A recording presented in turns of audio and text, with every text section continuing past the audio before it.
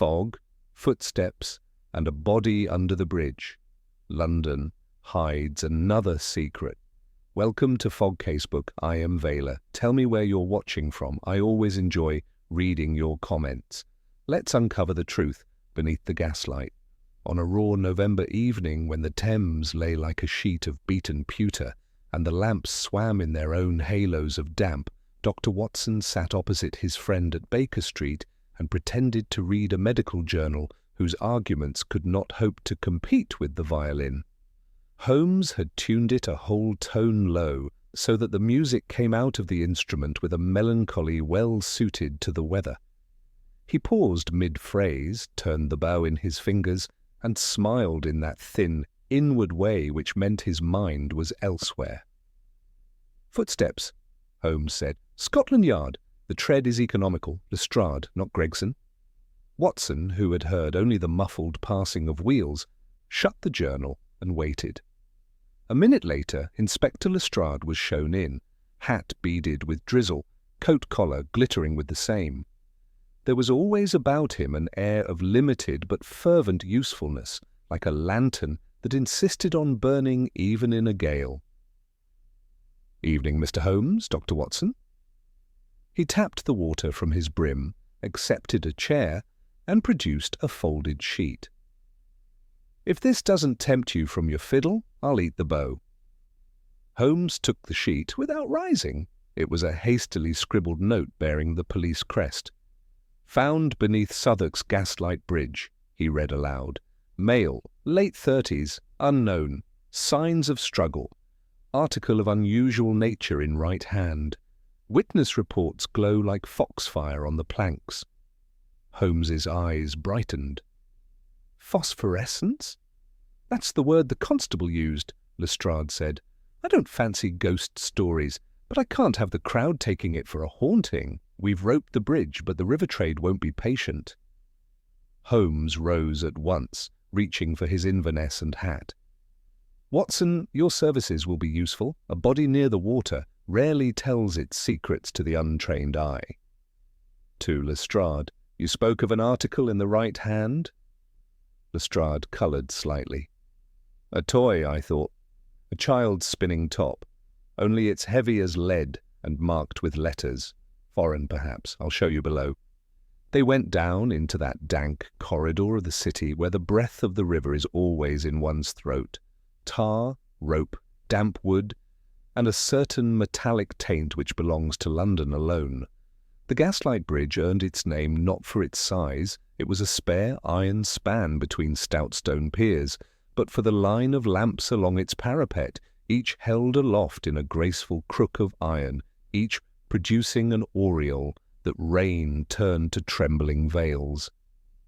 A knot of onlookers had gathered, shoals of clerks and watermen and bareheaded women with fish baskets. Policemen kept them back with a kind of practised gentleness. The body lay where two planks met above the downstream girders, face to the sky and shirt front open to a mud-slicked vest. By the posture, Watson judged the man had fallen, or been dragged there and then arranged. The hands, one clenched and one loose, were stiffening toward rigour. Watson knelt, felt at the throat, and drew his fingers away with a professional gravity. No pulse, of course. The skin's chilled through. I'd say death within the last 3 hours. He tilted the head beneath the left ear. A bruise as round as a crown piece showed darkly. A blow, blunt, delivered with precision. He inhaled water, I think. The smell is there, but I don't believe drowning killed him. The bruising is too certain." "Excellent," Holmes said softly. With 2 fingers he lifted a lock of the dead man's hair and sniffed. Carbolic. Not the hospital reek, but the neat tang of a private supply. A man who lived near a chemist's, or who used it himself. "Your toy, Lestrade." The inspector produced a small wrapped parcel from his pocket.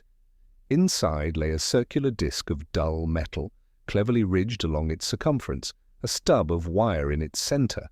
Letters were stamped along one face, AO 12.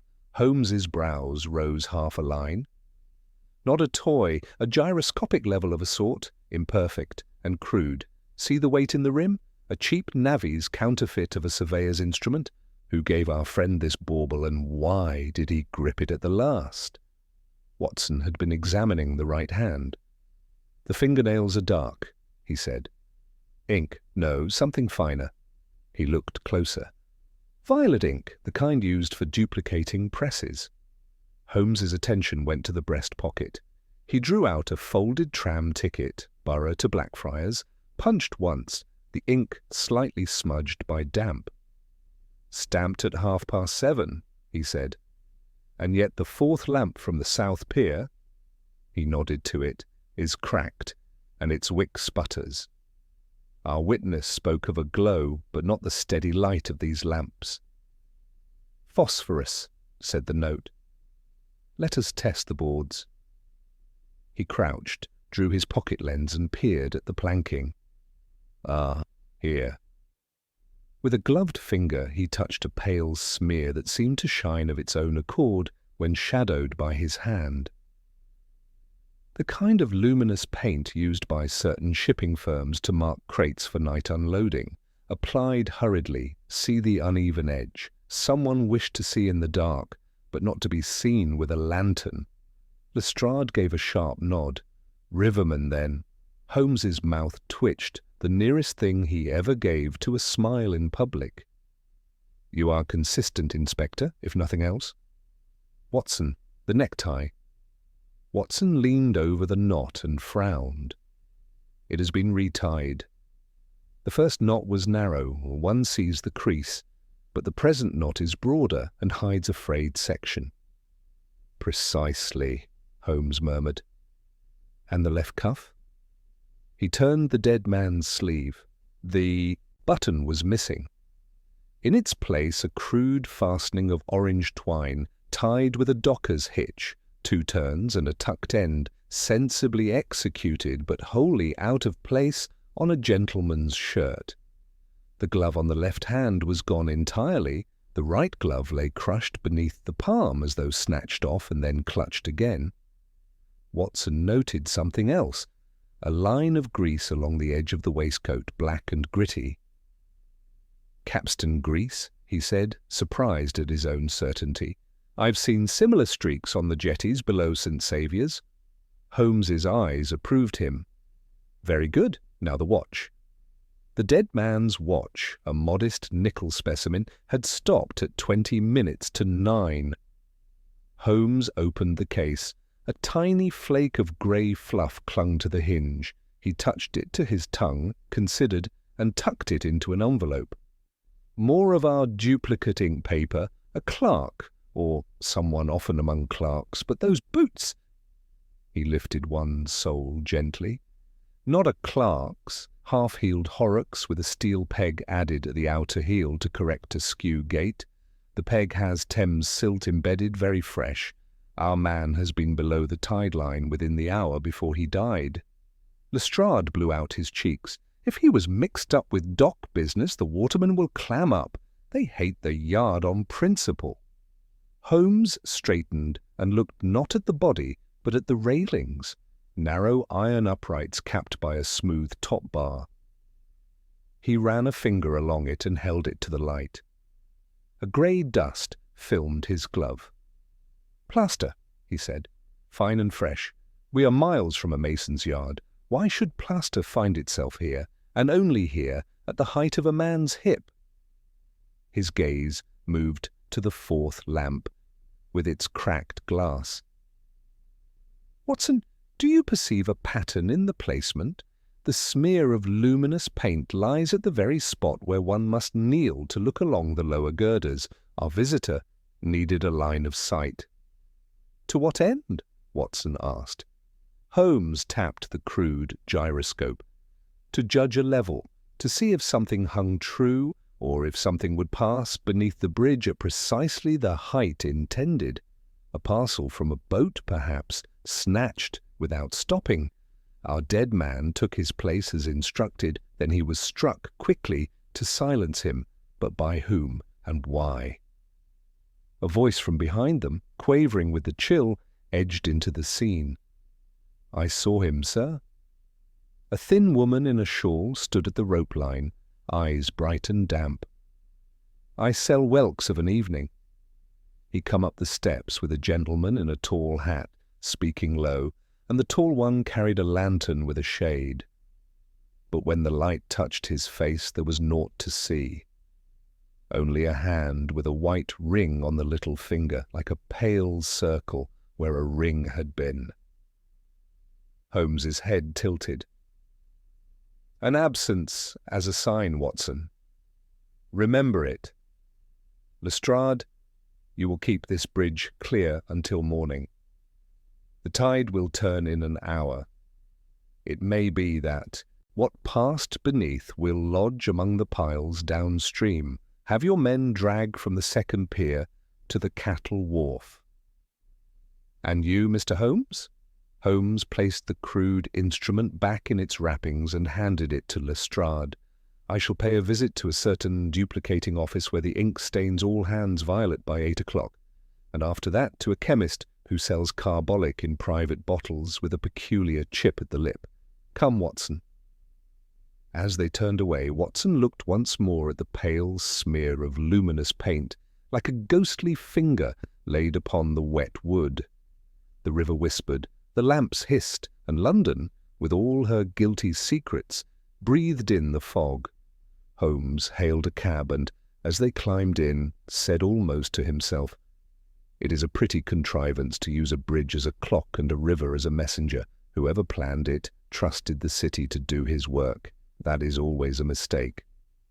He settled into the shadowed corner and closed his eyes. "We shall begin with the men whose coats are sprent with plaster at the hip, and whose little fingers bear a ring that is not there." Watson, who knew that in such moments Holmes held the whole case in his mind like a map folded tight, felt the old thrill that came whenever the fog of London and the fog of crime grew thick together. Somewhere beneath the Gaslight bridge a parcel had passed in the night. Somewhere above it a man had died for knowing too much. The violin would be silent for a while. The hunt had begun. The cab rattled eastward with the river's breath keeping pace at our side, and Holmes sunk into that peculiar stillness which meant his faculties were at their keenest, allowed the jolting lamps to sketch and blur his profile by turns. I ventured no question. If I have learned anything in our association, it is that the mind behind those grey eyes dislikes to be hustled by speech when it is engaged in order. Only as we turned into the narrower street south of the bridge did he stir. "You recall the woman's detail, Watson, the absence in place of a ring. It is not a man's habit to remove his signet on a wet, dark errand unless the ring itself would have spoken too loudly of its owner. Vanity will not do as an explanation. Prudence will. You infer rank, then? Rank or membership? There are rings that proclaim an office more clearly than a uniform."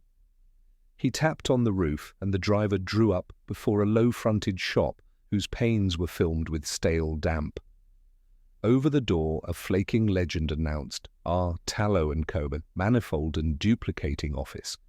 Through the glass I could see a counter, a press, racks of paper, and, bending over a tray, a thin young fellow with the wristy movements of a compositor. His fingers were deeply stained a purple-blue. "Good evening," said Holmes in that easy, indifferent tone which disarms inquiry. "We require a dozen cyclostyle copies of a short notice. Your ink is the violet variety, I see, a serviceable shade in poor light. You keep late hours?" The young man blinked and wiped his hands on an already sacrificial cloth. "Week of the quarter bills, sir. We'll be at it till midnight if Mr. Tallow has his way." "What's the notice?" Holmes laid on the counter a half-sheet he had composed in the cab, a dull little thing about a medical lecture. While the fellow set his machine, Holmes strolled with a negligent air along the wall where orders hung by pins, his gloved forefinger idly straightening a card here and there. I saw him pause by a ledger, glance down, and then with the most trifling motion bend to regard the blotter. "You were in need of luminous paint this week," Holmes observed to the air. "For the paper roundels are dusted with zinc sulfide. A customer requested it applied by sponge.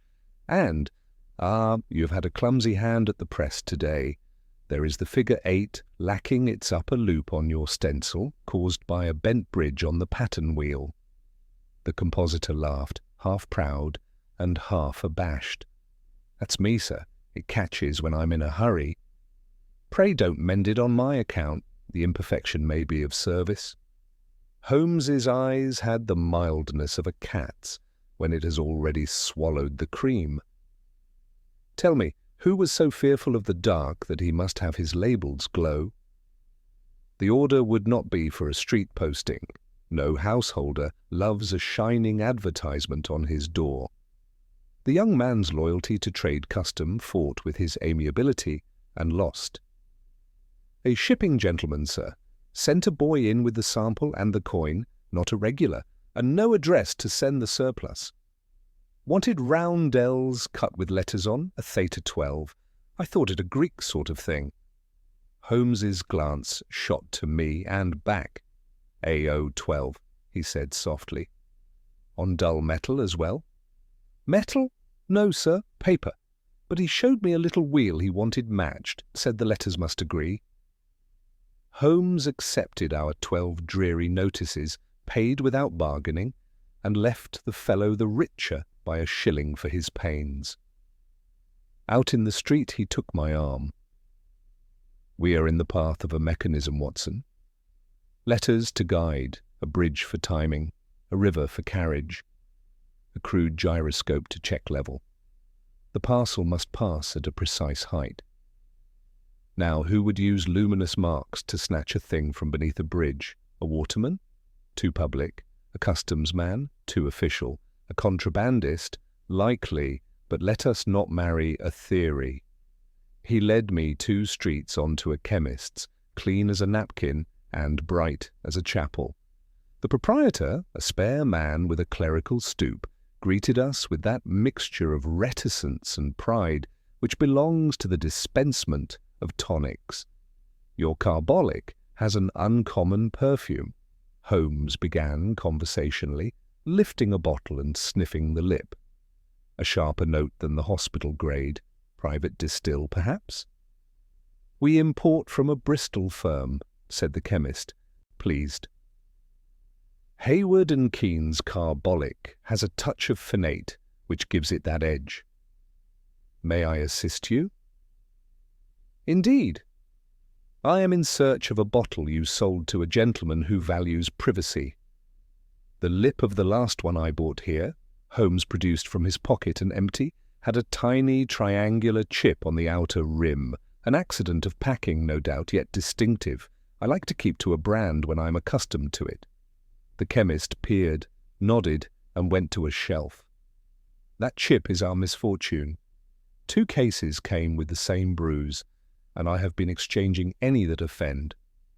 I recall one was bought within the hour by, well, a gentleman, sir, tall, soft voice.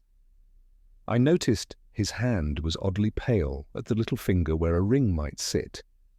He asked also for alum and plaster of Paris, which made me wonder at his trade." "Ah," said Holmes, and his lashes drooped to conceal the quickening of his gaze. "Did he leave a name?" "For the account of the chapter house," said the chemist, apologetic. "He wrote it himself in my book. I took it for a charity, for he paid in coin and would not take a bill." Holmes thanked him with grave courtesy. On the pavement he drew a long breath which smoked the air. "We approach a cloistered door, my dear fellow. Chapter house in this quarter points to St. Saviour's. Plaster for moulding, alum to harden, carbolic to purify. The equipment of a man who makes casts. At what height did we find the plaster on the bridge rail? The hip. That is where a moulder's bag rests when he leans. You suppose a churchman? I suppose a man who would hide behind church walls when convenient. A ring that dared not shine upon that errand may shine there without remark. Come, we found St. Saviour's cloisters quiet, but for a verger with a red scarf and a broom. The church's stones breathed their lime and cool. The chapter-house door stood shut. Holmes's manner here was not the brusque intrusion he uses with rascals. He assumed the face of a gentleman with a legitimate curiosity. Good evening," he said to the verger. "We seek the sacrist, if you please, or any officer who has the care of your records. We are in pursuit of a charity subscription that has been misdirected." The broom paused. "Mr. Penrith, the sacrist, is at his leisure, sir. Third door." Mr. Penrith proved to be a dry, clear man whose fingers were ink-slimed and whose ring, a signet with a bishop's mitre engraved, sat comfortably upon the little finger. It left no white.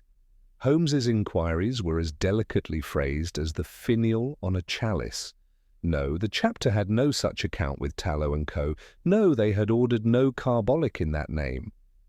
Yes, men came and went who used the word chapter loosely. A stonemason, mending a worn step, a painter, cleaning hatchments, a clerk from the vestry. The sacrist disliked imprecision and said so. "Your steps have been mended recently," Holmes remarked, his eye upon a newly chalked line along the porch. "By whom?"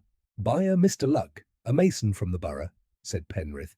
"He keeps his yard where the cattle wharf commences. A careful man, if slow." "A careful man would not leave plaster upon a railing," Holmes murmured and offered thanks. Outside, as we crossed the close, he halted so abruptly that I nearly took his shoulder. A man in a tall hat had just passed us under the arch. Holmes's glance flicked to the hand as naturally as another man's would to the face. There was a pallor at the finger where a ring had lately been, and, more telling to Holmes's hawk sight, there ran down the side seam of the fellow's frock coat a faint, powdery gleam that a breath of night turned to a ghost, a plaster dust. The stranger, feeling our notice as the skin feels a draught, drew the brim down and went on. Holmes did not pursue. He watched, he measured, and he listened to the man's steps until they were taken up by the greater rhythm of the city. "It is sometimes wise," he said, "to let a fish swim back to his weed. If we run him now, he vanishes into stones and cassocks. If we follow his habits, he will lead us to the weed itself." "You mean to Lugg's Yard?" "To Lugg's Yard and to the underbelly of the bridge where the weed trails in the tide." He looked up. The sky was a smear of old slate, the lamps pricking it like nails. "First, however, to Baker Street. I must exchange this coat for one whose sleeve can be dirtied without regret, and take with me a lens I have not used in 5 years.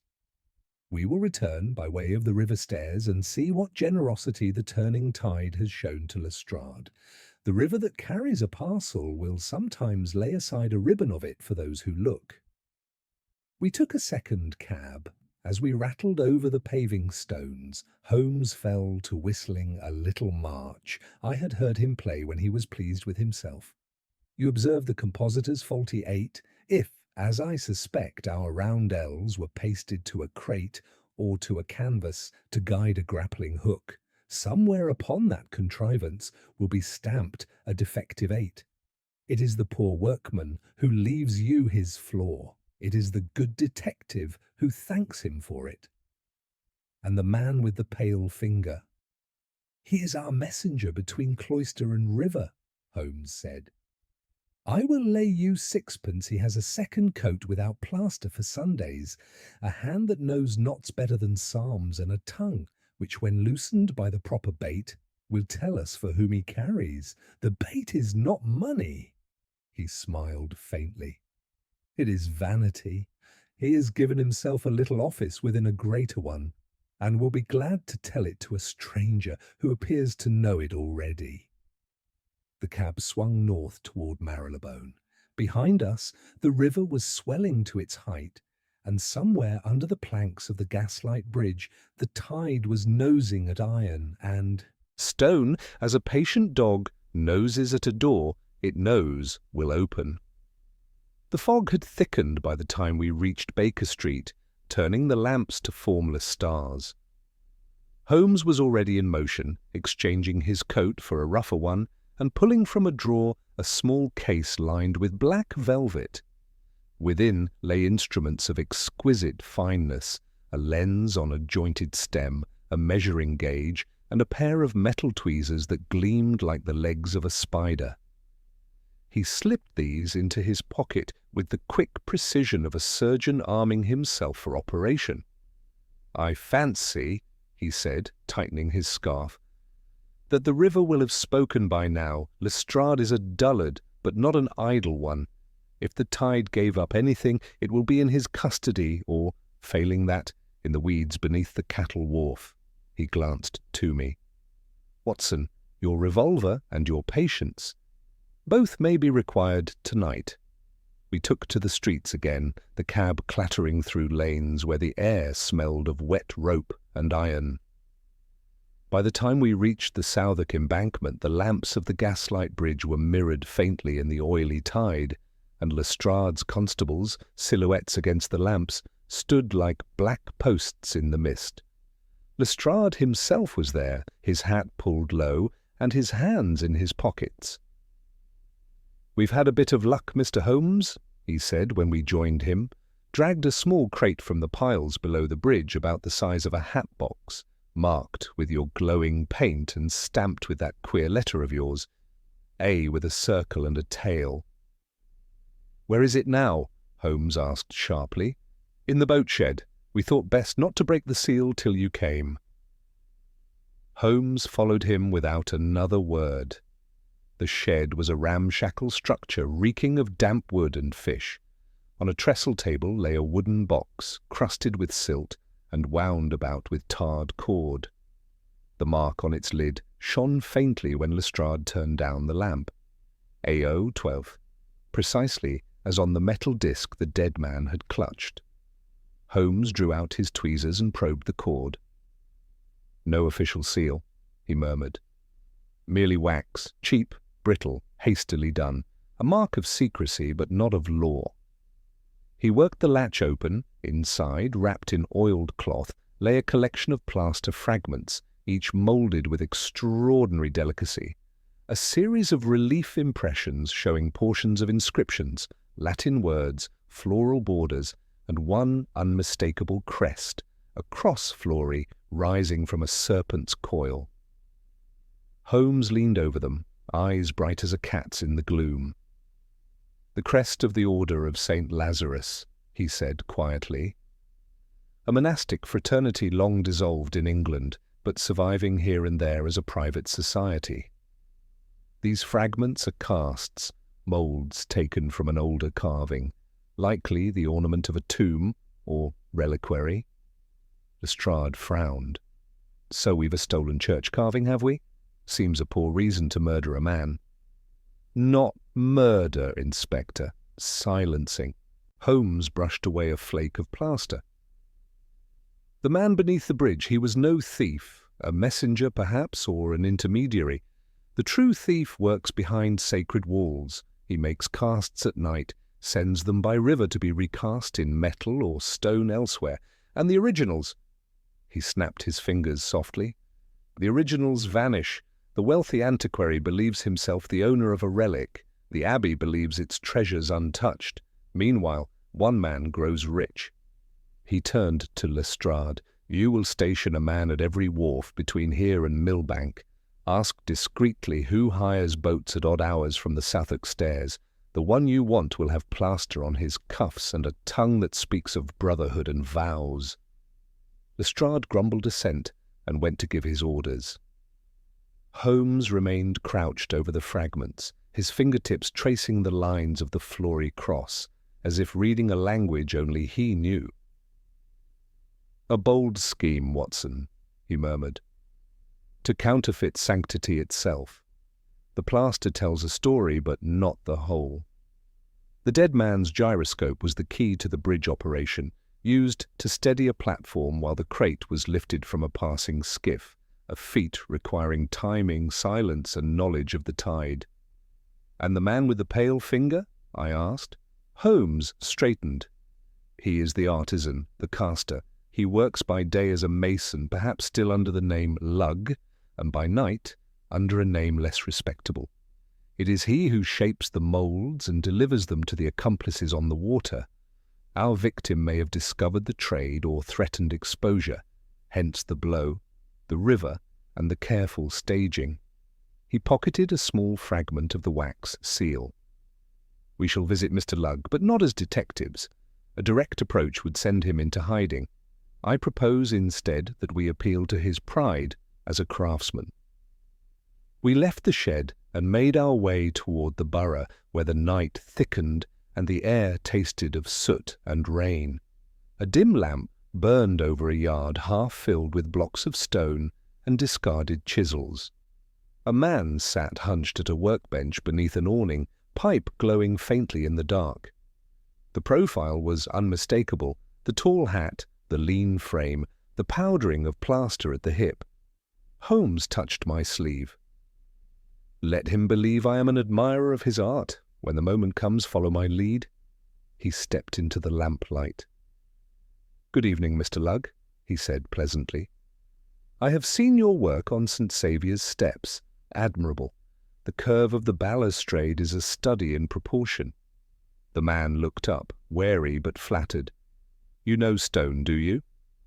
"I know craftsmanship when I see it," Holmes replied. "So few masons today have the old touch, the feel for detail. Why, even your plaster moulds, I dare say, would put the ancient guilds to shame."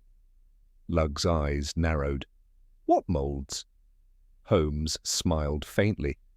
"Come, my good man, I'm not here to accuse, but to learn. The art of taking an impression without damaging the source, surely a delicate process.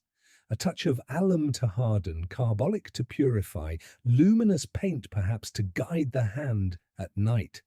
The signs of mastery, Mr. Lugg. I should dearly like to see your technique." The pipe dropped from the man's mouth and shattered on the stones. "You've been spying," he burst out. "Not at all, observing." Holmes's voice was gentle, almost kind. "A man of your talent deserves recognition, not the gallows. Tell me only this. Was it you who struck the messenger?" Lugg's face worked like wet clay under a sculptor's thumb. "I didn't mean to kill him," he said hoarsely. "He came too soon. The crate wasn't ready. He said the buyer was impatient. I told him to wait till the tide turned. He tried to take it himself, and I hit him. Only once. He fell. The river took him." Holmes nodded gravely. "And the buyer?" "His name?" "I don't know it," Lugg muttered. "They call him the Prior. Comes through a man at the chapter house, white ring on his finger where a seal should be. Said he was preserving relics for the faith, not stealing them. Paid in gold sovereigns. I swear I never thought—" But he stopped, for the sound of boots came from the lane beyond. A shadow detached itself from the darkness, the same tall figure, the pale finger gleaming in the lamplight. For a heartbeat all was still. Then the figure raised an arm and something whistled through the air. Holmes darted sideways, pulling me with him. The knife struck the post where my head had been, quivering in the wood. By the time we looked up, the lane was empty save for the echo of retreating steps. Holmes snatched the knife free and examined it by the flickering lamp. Its hilt was carved with a small cross flory, the same symbol from the plaster mould. He turned to Lugg, whose face had gone the colour of his trade. "The Prior, I think," Holmes said quietly. "He fears your tongue will betray him.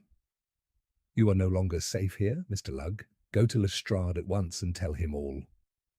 He will protect you, if he can." As the mason stumbled away into the fog, Holmes slipped the knife into his pocket. "We have roused our adversary, Watson," he said. "He moves quickly, and from within holy walls, the game is afoot in earnest." The lane swallowed the sound of the fleeing steps as water, swallows a thrown stone, leaving only the tremor behind. Holmes stood very still, head inclined, the knife balanced in his palm as though it were a scrap of evidence no heavier than a thought. He touched the carved hilt with a fingertip and raised his brows a fraction. "Not bought at any costermonger's, Barrow," he murmured. "Cut to order, ecclesiastical vanity in a criminal hand." He slid it into his pocket and turned us back toward the river. "Come, if Lugg finds Lestrade, he may live till morning. If he does not, we shall have to speak for the hour." Dead twice over. We walked briskly, keeping to the streets where the lamps made islands in the fog. The Suffolk station of the yard showed its yellow panes like a beached ship. Within, Lestrade stood over a constable's desk, jaw set, eyes watchful. He gave a short nod when he saw us, and a sharper one when Lugg stumbled in behind, clammy with fear and powdered like a miller. "You'll keep him beyond the reach of any prior," Holmes said at once. "You may charge him with assault if you like. I shall give evidence that the blow was a panicked one, but his tongue is our lantern." Lestrade did not waste time on pride. He bundled Lugg through a side door with orders as crisp as a drill sergeant's, then motioned us into his little room with the bare table and the map of the river tacked with pins. "You've stirred a wasp's nest, Mr. Holmes. Since you left, I've had 2 scraps of news. First, a boatman from the Southwark Stairs was found in the reeds above the cattle wharf, alive but coshed, his pockets turned out. Second, the crate we pulled, only the one, was not alone. The mud shows 3 narrow furrows where more were dragged and then lifted again. We were quick, someone else was quicker."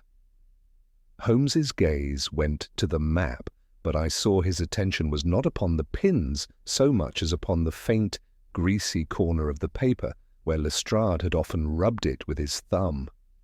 He takes in such minor human patterns with the same hunger with which other men take in women's faces. "The furrows show a branched path?" he asked softly. "One set to the shed, 2 turned under the pier?" Lestrade's rueful grin admitted as much. "You had the right of it at the bridge. There's a trap laid to pass things hand to hand at the pilings. We dragged where we could, but the tide came, curse the river." "It has its devotions as regular as any monk," Holmes said. "No prayer will turn it." He drew from his pocket the scrap of brittle wax he had lifted earlier and set it on the table. "Tell me, Inspector, do you burn church candles in your house?" Lestrade stared, then snorted. "I am an honest Anglican with a plain tallow drip, Mr. Holmes. Why?" Holmes took from his other pocket a matchbox and a little fold of paper. Upon the paper lay a few crumbs of pale dust. "Plaster of Paris and zinc sulphide, we have remarked. But this," he touched the wax, "when warmed, gives off storax. Storax is a perfume resin the old houses still mix with beeswax for high feasts. It is not in common parish candles. Our crate's seal was made with holy wax, or with the sort a man would steal from a sacristy." "That points back to St. Saviour's," I said. "It points to any house whose store of sanctified wax might be rifled by an insider," Holmes returned. "We will not hang a church by its candles, Watson." His finger hovered over the river map. "The prior is neither priest nor pious thief. He is a broker, a conscience hired by gold. He lives between cloister and quay as comfortably as an eel between stone and mud. Those who see him in daylight call him by some respectable name.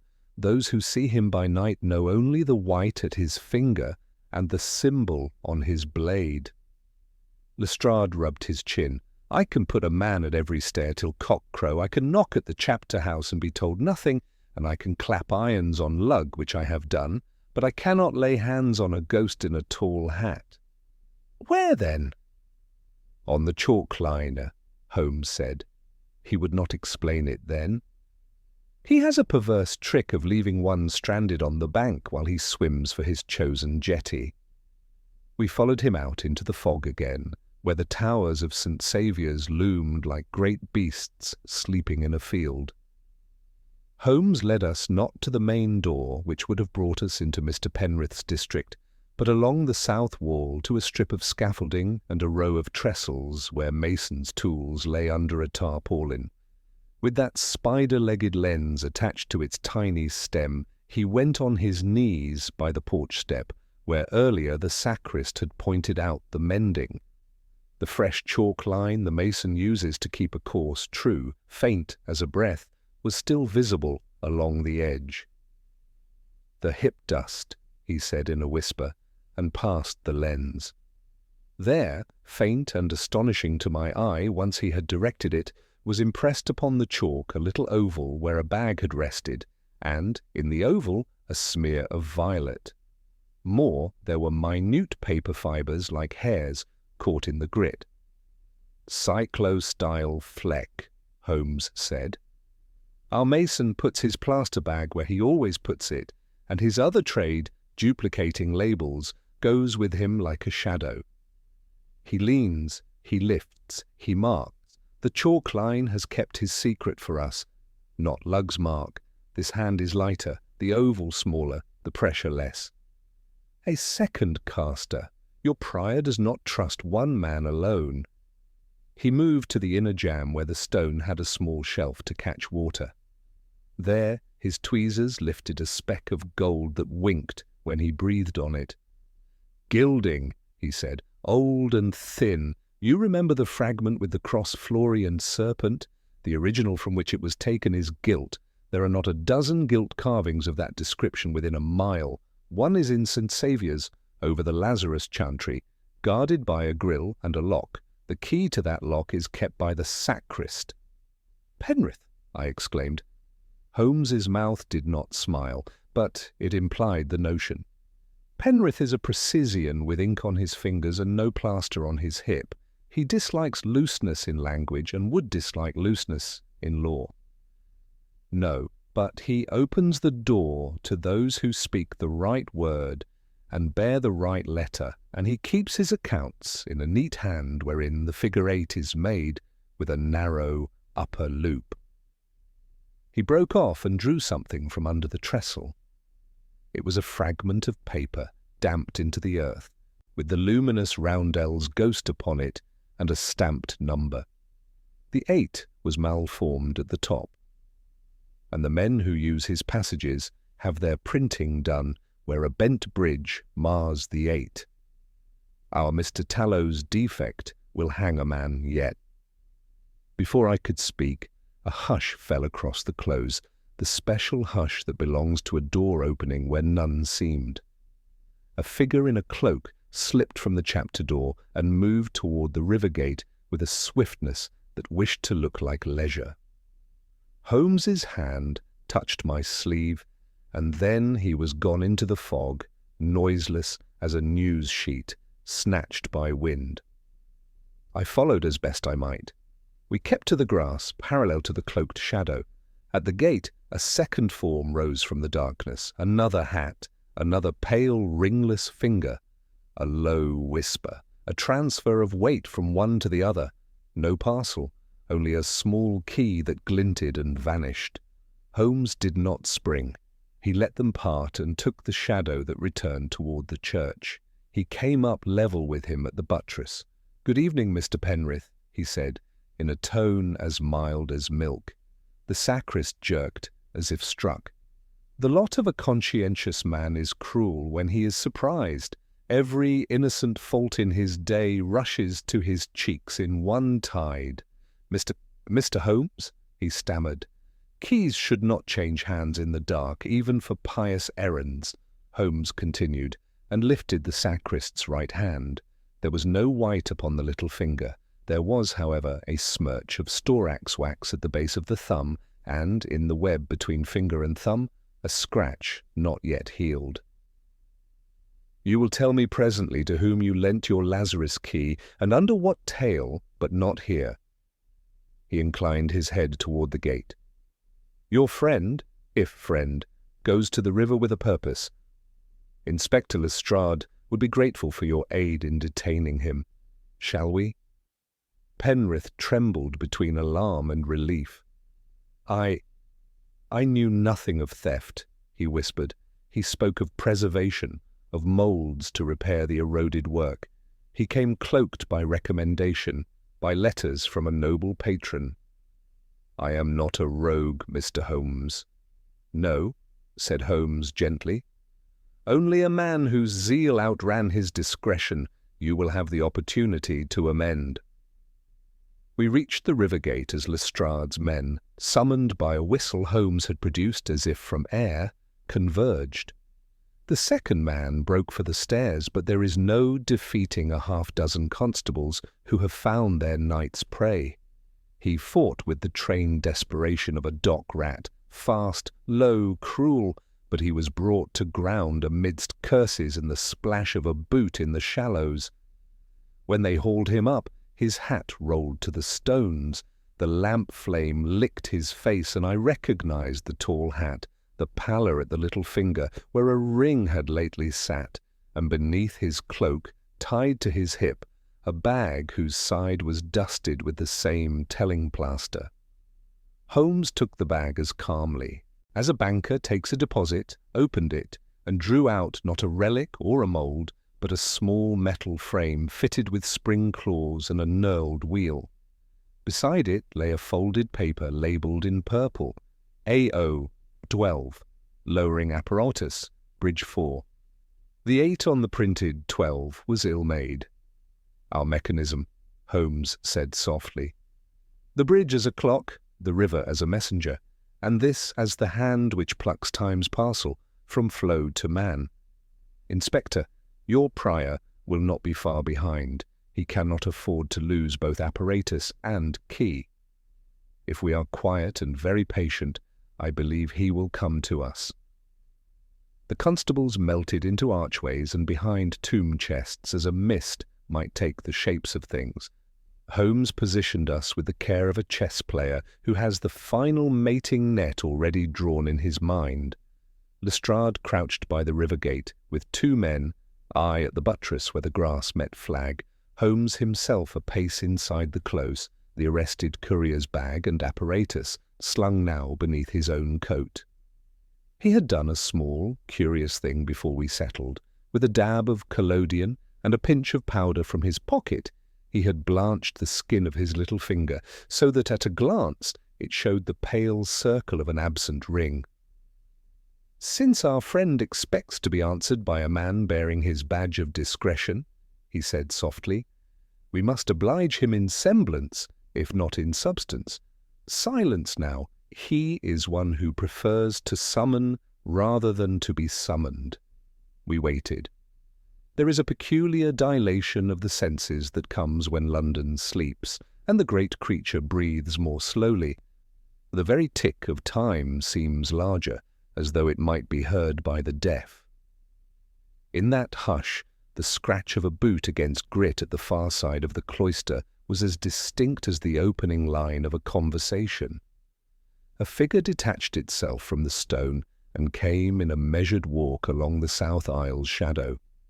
The hat brim, the careful step, the cloak that barely whispered, all spoke of a man whose nerves were practiced in the dark. He halted where the lawn gave to flag and spoke in a tone pitched to carry a few yards and no more. "Chapter ring," he said, as one might say, "Amen." "Lazarus key," Holmes returned, and let the ghostly paleness of his finger tilt into the meagre light. The slightest pause, the sort that is born when a man's calculation concludes in his favour, followed. "Bridge 4, said the shadow. "Mark a theta, 12. Holmes shifted the metal frame so that its claws touched his coat. "Lowering apparatus in hand," he murmured. "The tide is at quarter." "Then we pass the message," came the reply.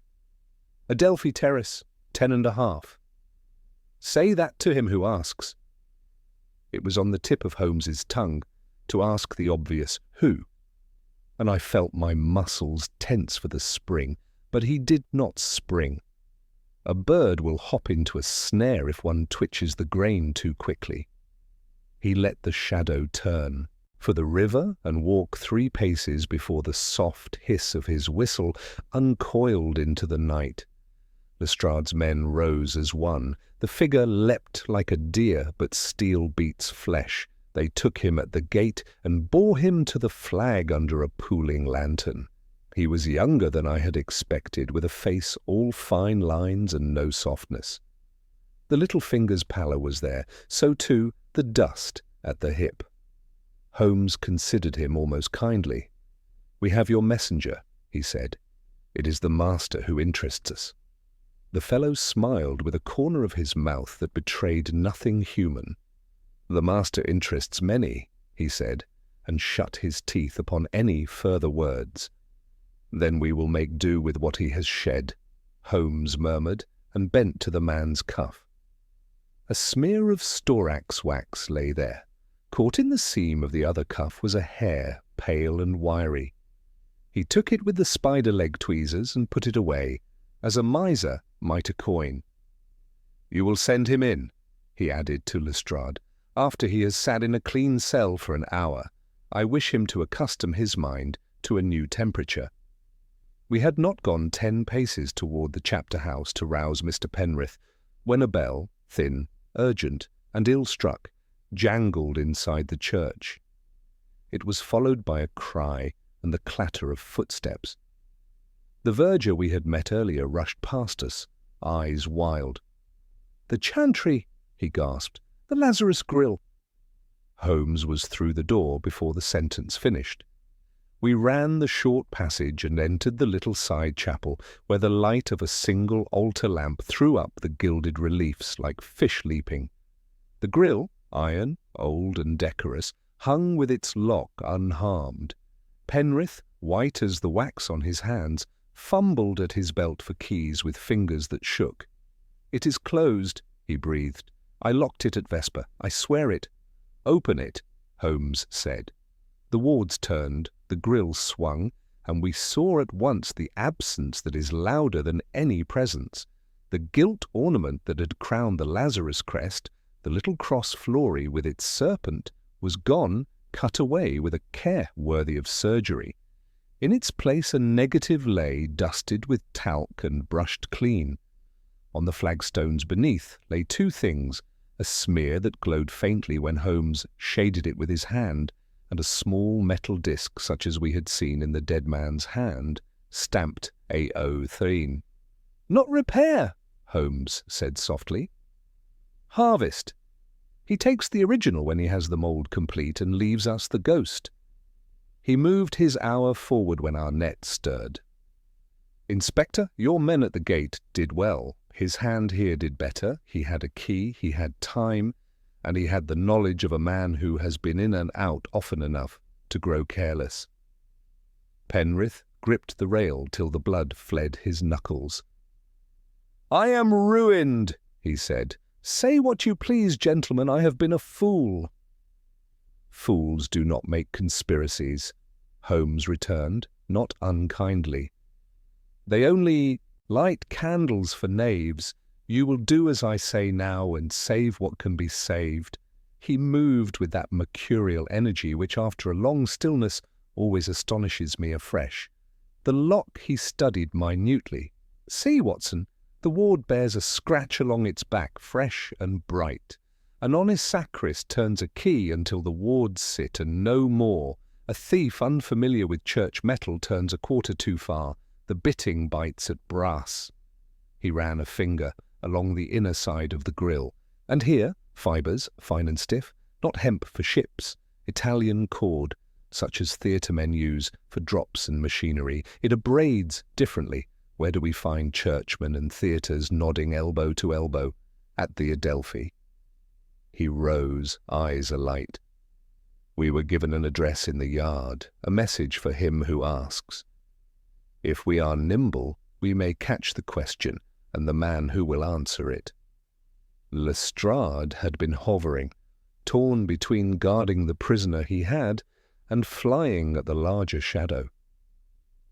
"I can spare 3 men for the church," he said at last, "and take the rest to the terrace. If the prior is bold enough to pluck guilt in a minute, he will be bold enough to fetch his prize to its buyer." "The buyer?" Holmes repeated softly, as if the word itself offered a taste he was analyzing. "We have heard the euphemism of preservation and the cloaking title of prior. The man who calls himself that would prefer to trade with respectability. We will therefore look for respectability that smells faintly of storax and theatre rope. Come, Watson, bring the disc." We left Mr. Penrith with a constable and a Bible at the chantry door, a combination that might yet steady his world, and drove west. The fog lay heavier over the Strand. The lamps of taverns shone like wounds. When we turned into the Adelphi, the river's breath came up between the terraces, damp and old, mixing with the perfumes of private kitchens. Holmes had us halt half a street from the address and proceeded on foot, his step as easy as a gentleman come to choose a cigar. Number 10.5 proved to be a narrow door between 2 broader entries, painted a sober black and bearing no name. Holmes's fingers, gloved and delicate, tried the latch once and were on the point of leaving it when the door opened inward upon a manservant with the civility of a trained mastiff. He blinked at our clothes and then, at Holmes's little finger, blinked again, slower. "For him who asks," Holmes said, and showed him the pale ring of absence. "Adelphi Terrace, 10.5. "This way, sir," said the man, and swallowed whatever question had risen with his surprise. We passed into a hall where engravings of cathedrals and chapter houses lined the walls, all carefully chosen to speak of piety and taste. The room to which we were shown held books, portfolios, a desk with a blotter dark as a bruise, and, above the mantel, a portrait of a gentleman in the act of declining honours, hand raised, eyes modest, a ring upon his little finger, whose oval seal bore a cross flory. The ring in the portrait was present upon the hand of the man who rose from the chair to greet us. "Sir Felix Mortimer," he said with a dry sweetness, "at your service. I am told you have brought Bridge 4's apparatus. Your promptitude does you credit. The chapter is not often so expeditious." Holmes's bow was of the sort he reserves for men he means to hang in silk rather than rope. "Expedition is a virtue when one serves holy things," he returned. "We came as we were."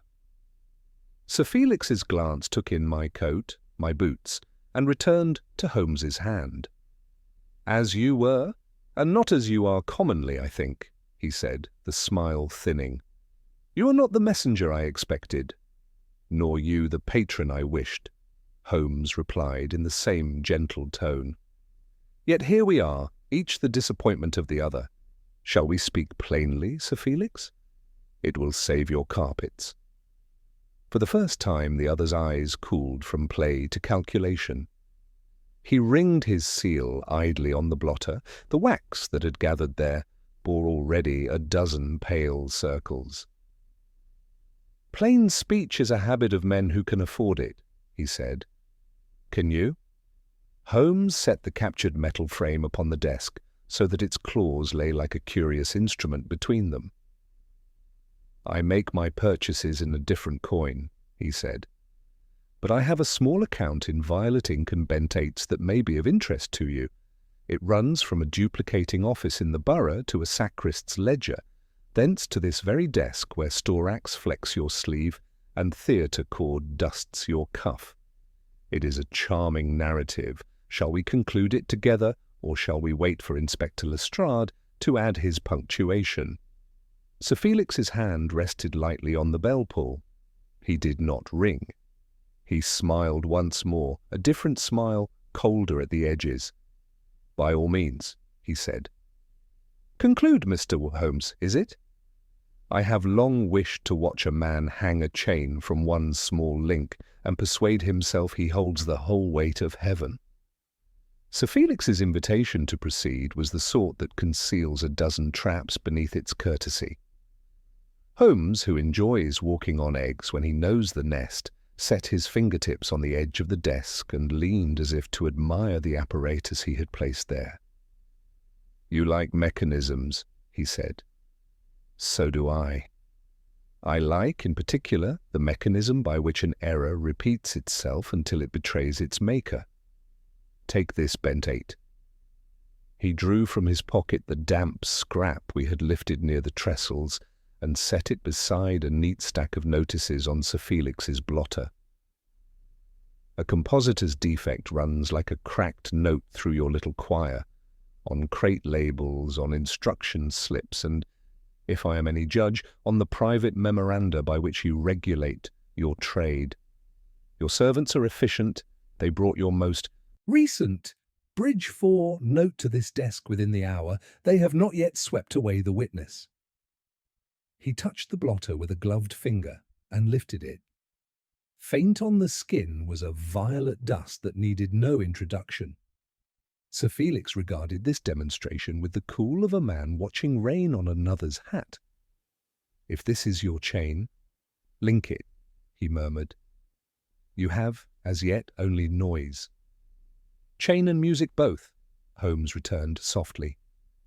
"You receive by river what your agents prepare in sacred places. You sell to patrons whom you dignify with the word preservation, men who prefer originals but will accept a ghost so long as its gilding shines. You are no mere fence. You are a conductor, and you flatter yourself a curator. It is a charming vanity. It has, however, two flaws. One is human. You trust too much in symbols." His gaze dropped to the signet on Felix's little finger, "and forget that the absence of a ring can be as loud as the ring itself. The other is mechanical. You rely upon a timing you do not fully command. The river turns for no man, not even a prior." Sir Felix's smile shaded. For the first time I saw behind it the impatience of a will used to brisker progress. He toyed with the bell-pull again and let it fall. "You say you as if I had stood in water with a rope in my hands," he said. "It is a verbal convenience, I suppose. Convenient, too, to speak of patrons as if they did not dine with your betters, Dr. Watson, nor subscribe to missions whose reports your wife has praised over her tea." The dart was not ill chosen. Mary, in those days, had indeed admired certain charitable reports, but I had learned enough in Baker Street to let a taunt pass if it showed me the thrower's stance. Holmes's face did not flicker. "Shall we leave wives out of it?" he said pleasantly, "and keep to things that can be weighed? For example, this hair." He produced the pale, wiry strand he had taken from the courier's cuff and placed it across a sheet of black paper. "Not human. Horsehair. No, coarser. Boar bristle of the sort a gilder uses to lay gold leaf. There is a gilder's brush in your cabinet. Shall we see if the hairs marry?" Before Sir Felix could move to deny or allow, Holmes had crossed to a glass-doored case and opened it with the swift, unerring hand of a man who has mapped a room at a glance. Inside lay portfolios, a little pot of wax, a coil of thin cord, and yes, a flat brush whose pale bristles showed one darker tip where the sizing had taken. Holmes touched brush to hair, then to his lens, and nodded in that minute way which is triumph's merest whisper. "It is well to admire the arts," he said. "It is fatal to practice them without wiping one's cuffs." Sir Felix's servant appeared at the threshold, as if drawn by the disturbance of air rather than any bell. He had the amber eyes of a well-trained dog and the instincts to match. "Shall I bring the Madeira, sir?" he asked, and the muscle in his jaw barely moved. "Presently," said Sir Felix, not turning. "Evan, did a gentleman call this evening while I was engaged? Tall, with a white mark about the finger?" "Mr. Dacre sent word only, sir," said the man. "He asked whether the chantry was finished and whether Bridge 4 had been delivered." His glance took in the metal frame on the desk and passed over it like a sponge, taking up nothing. "Mr. Dacre," Holmes repeated softly. "A gentleman whose name appears in the subscribers' list of the Adelphi Athenaeum and in the court guide, and whose house backs upon a private stair to the river. Thank you, Evan. That will be all." The servant withdrew with that noiseless heel which, in my experience, is more common in houses where secrets are habitual than where they are few. Sir Felix's eyes had cooled. "You collect names with the same appetite with which you collect dust," he said, "but names, like dust, are common. What do you propose to do with either?" "Arrange them," Holmes said. "First, in this room." He glanced, not at the bell, but at a small copper mouth in the wall, a speaking tube with a perforated cap. "You have just now sent by that tube a message to your lower offices to burn something that smells of storax. You will be disappointed. Inspector Lestrade is, at this instant, explaining to your clerk that the Yard is as capable with a fire poker as with a truncheon." Sir Felix's hand stilled over the tube. For the first time, I confess it with a certain relish, I saw him miscalculate. He had believed us bachelors of the mind operating in splendid isolation, to discover that Holmes had placed the apparatus, the key, and men at his cellar also, struck him where his vanity kept its money. "Second," Holmes went on, "I propose to return to you in exchange for your candour that which your courier would otherwise have mislaid in the river." He lifted the claws of the lowering frame. Their springs twitched, delicate and sure. "The thing itself, what you removed from the Lazarus crest, is already beyond recall at this address, I think. You are too neat to keep the meat where you eat. But the moulds and notes you require to sell your copy to Mr. Dacre are here, and I am as mortal as other men. A fall on your stairs, a misstep at your private key, and I might drop them." It was a calculated insolence, and it made Sir Felix's blood show briefly at his temples. Yet he did not take the bait of violence. That was not his training. He sat instead and steepled his fingers. "What candour do you ask, Mr. Holmes?" "Your method in full, so that when you are gone the others cannot continue it. Your present store of moulds, so the parishes they concern may be warned before their ghosts are set up in loyal churches. The names of your buyers, if not in a list, then in an order book." And his tone, changed by a hair, from courteous to surgical, the arm that struck the man beneath the Gaslight bridge, not Lugg's frightened blow, but the instruction that put him there with the gyroscope in his dead hand. Sir Felix's gaze slid once to the portrait over the mantel, the ring, the modest look refusing honours. It slid back and curiously softened. "It is a child's belief," he said, "that honour and profit cannot sit in the same chair. I have sat them there often. What you call theft, I call translation. From neglect to preservation, from filth to appreciation, I have rescued more beauty than a dozen sacristies will ever know what to do with." Holmes listened, as a physician listens to a fever's rationalizations. "And the river?" he asked. "Is it your sacristy also, Sir Felix? Did you absolve it after it washed a man's life from your conscience? Come, your prior is a borrowed mummer's title. You sit for your own portrait." The other man sighed, rose, and crossed to a cabinet in the corner, which I had taken for a map cupboard. He opened it and drew out a ledger bound in green morocco, slim and businesslike. He laid it on the desk with 2 fingers. "Not because you ask it," he said, "but because I dislike inelegant endings. If I am to be taken, let it be for the right reasons. You will find there the commissions, the casts, and the delivery hours, AO1 to AO24. You will not find the names. I am not a tradesman who writes his clients where a constable can read them. Holmes did not touch the book at once. "Names have a way of writing themselves," he said. "In a servants' hall, for example, Evan has the face of a man who answers to 2 bell pulls. To whom does the second speak?" Before Sir Felix could resume his coolness, the knocker below sounded with the heavy authority of men who do not ask twice. Lestrade's voice, cheerful in its harshness, rose in the hall. Boot heels followed. Sir Felix's hand went to the drawer where a pistol might lie. Then, possibly seeing in Holmes's face that this would be the most inelegant ending of all, he let it fall to the blotter. "Evan," he called as the servant reappeared, "you will show the gentleman in. And you will remember, for your own sake, that the chapter admits of no confession except to God." Holmes bent to my ear while the door opened. "Note his phrasing," he whispered. "He hides the ledgers that hold names not in drawers but in mouths. This house has a second registry in Evan's memory and a second chapel below, where the cords and frames are blessed by sovereigns rather than saints.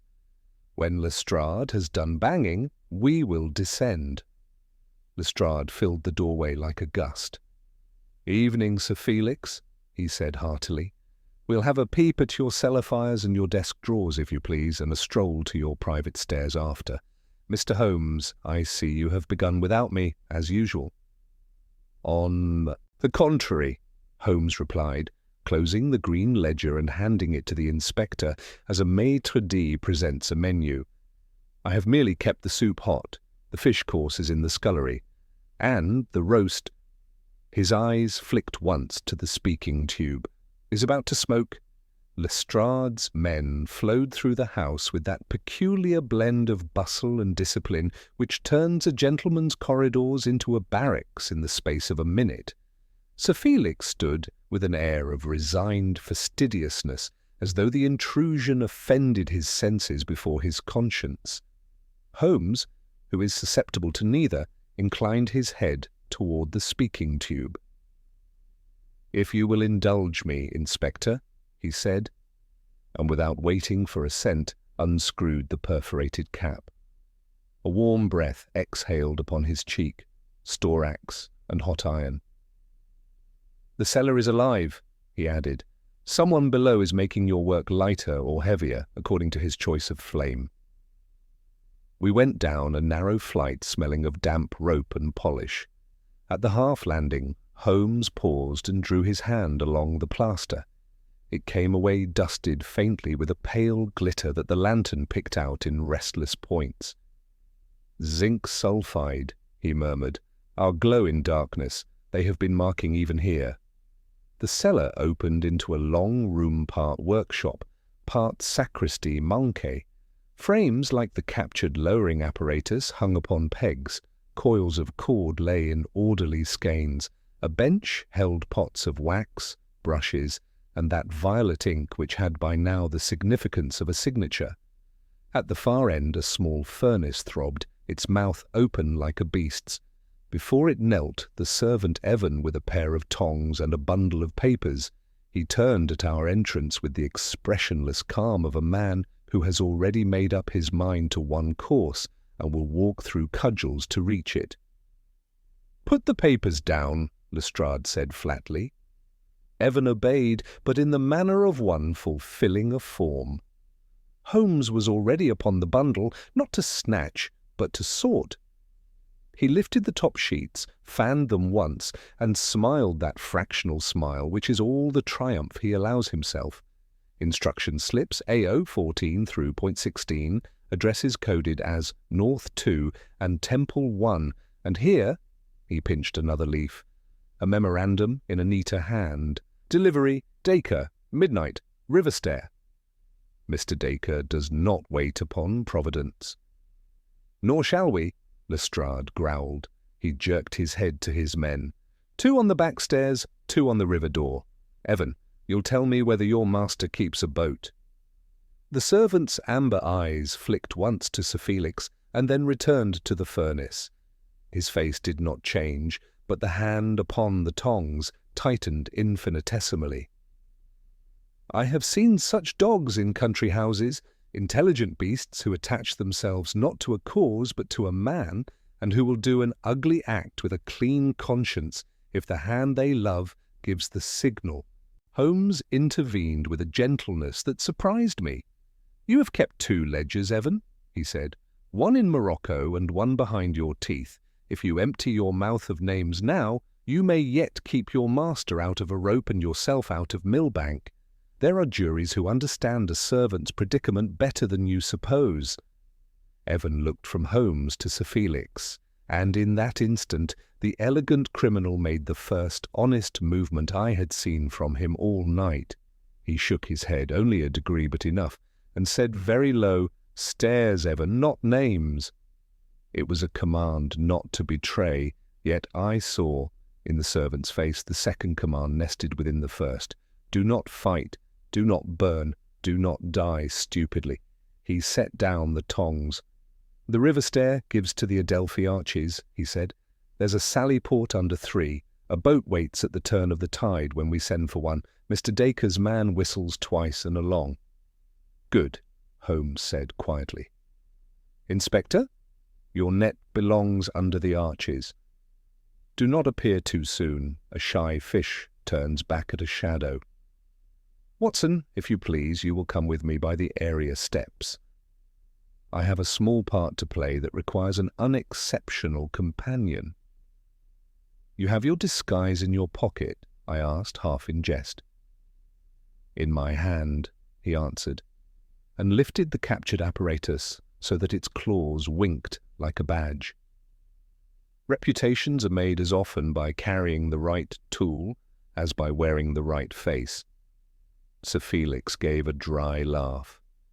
"You will never pass as one of mine," he said.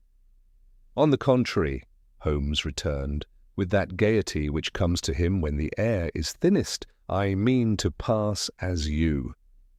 We parted company in the hall, Lestrade to pack his men into the arches like a line of black needles, Holmes and I to the damp court that opened toward the river. The night had drawn itself tighter, the fog under the Adelphi hung in drifts, and the lamps there were poor things, whipped by the wind that lived in those tunnels. Holmes slackened his stride and assumed the quality of movement I had seen in our quarry, a step that was neither furtive nor bold, a hat brim bent to its work, a presence that expected obedience without comment. He had paled the ring finger again, and with the apparatus slung beneath his coat, he took on something of Sir Felix's dry economy. At the third arch a shadow slid from stone and matched our pace. It kept just at the edge of sight, as if modesty were a virtue. A whistle sounded twice and along, answered immediately by the dull creak of oars. A skiff shouldered the water into the slit of light below the stair. Holmes neither hurried nor drew back. At the last step he turned so that the paled finger showed, and said in a tone I should have sworn was Sir Felix's, "For Mr. Dacre." "Bridge 4 is done," the boatman answered, his voice a river mutter. "Temple 1 now, if you please." "Tide waits for no prior." Holmes handed down the metal frame. "Temple 1, he repeated, "and if your man asks, say that the chapter ring sends him his conscience in 2 pieces, one for his cabinet and one for the yard." The boatman's head jerked as if pricked. Then he recovered his river calm and reached for the frame.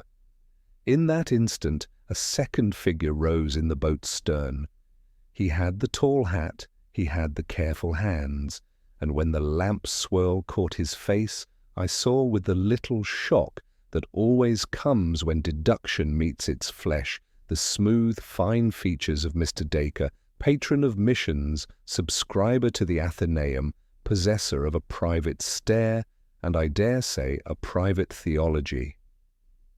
"Sir Felix," he said softly, for he too had taken the bait of movement and shadow, "you are late." "Your clock ran fast," Holmes replied, and his whistle cut the air like a seam-ripper. The arches spilled men, The skiff lunged. The oarsman drove for the blacker water. Dacre snatched for his pocket and came up with metal that flashed like a fish. Holmes moved past me as a rapier moves, direct, without haste. His hand struck Dacre's wrist with a forced courtesy that sent the pistol skidding into the bilge. Lestrade's men took the oarsman amid curses. Another pair had Dacre by the elbows and brought him to the stair where the river leaked away from his boots in reluctant threads.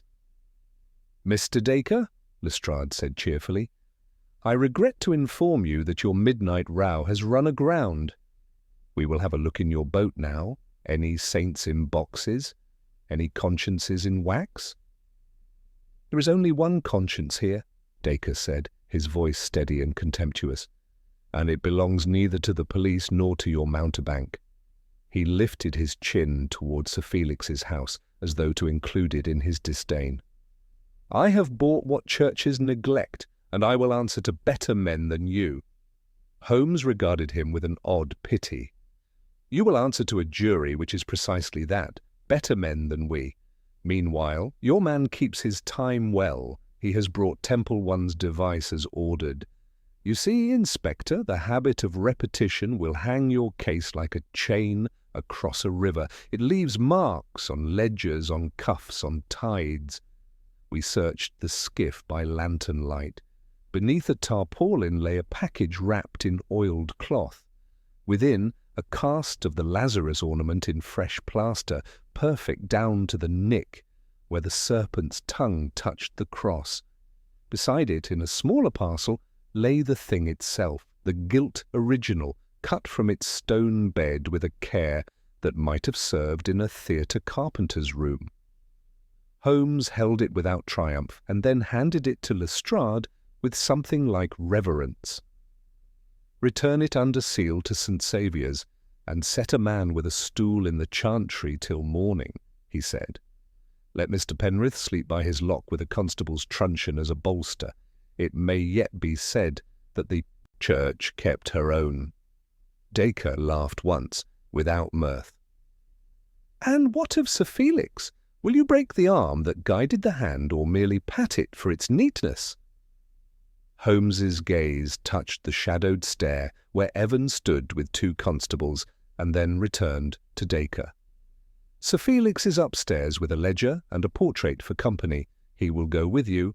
He has condescended to a little candour, and may hope for more forgiveness than you will find. The courts make such distinctions."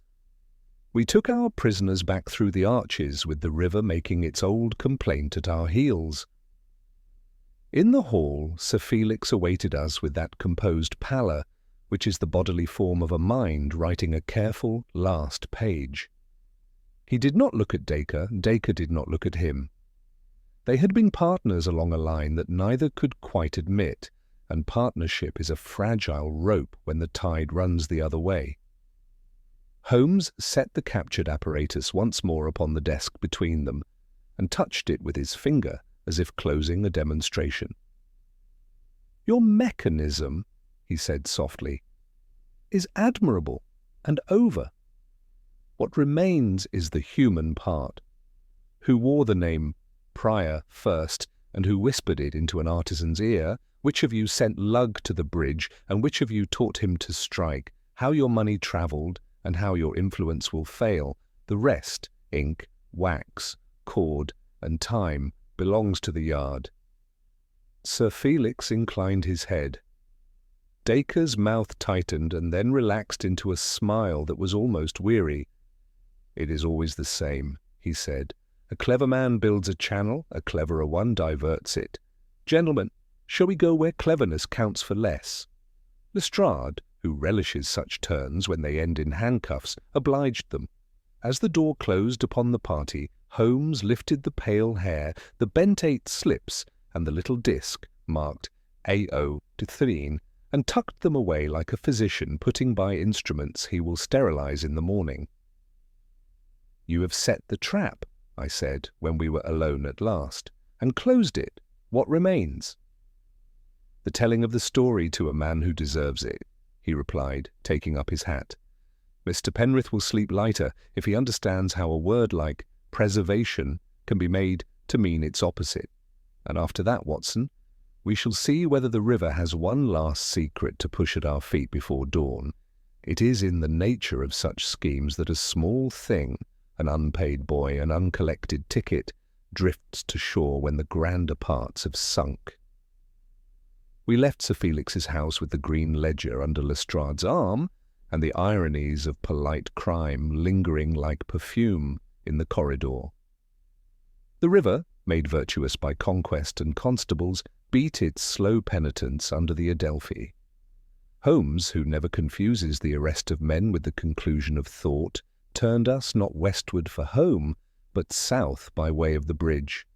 The lamps along its spine hissed as steadily as they had when the night began, and the wet planks still carried the thin ghost of luminous paint where a hand had tried to carve a path out of darkness. At least one conscience must be set upright before the tide turns again, he said. Mr. Penrith is an honest mechanism jammed by a foreign piece. It is wise to remove it before the spring breaks.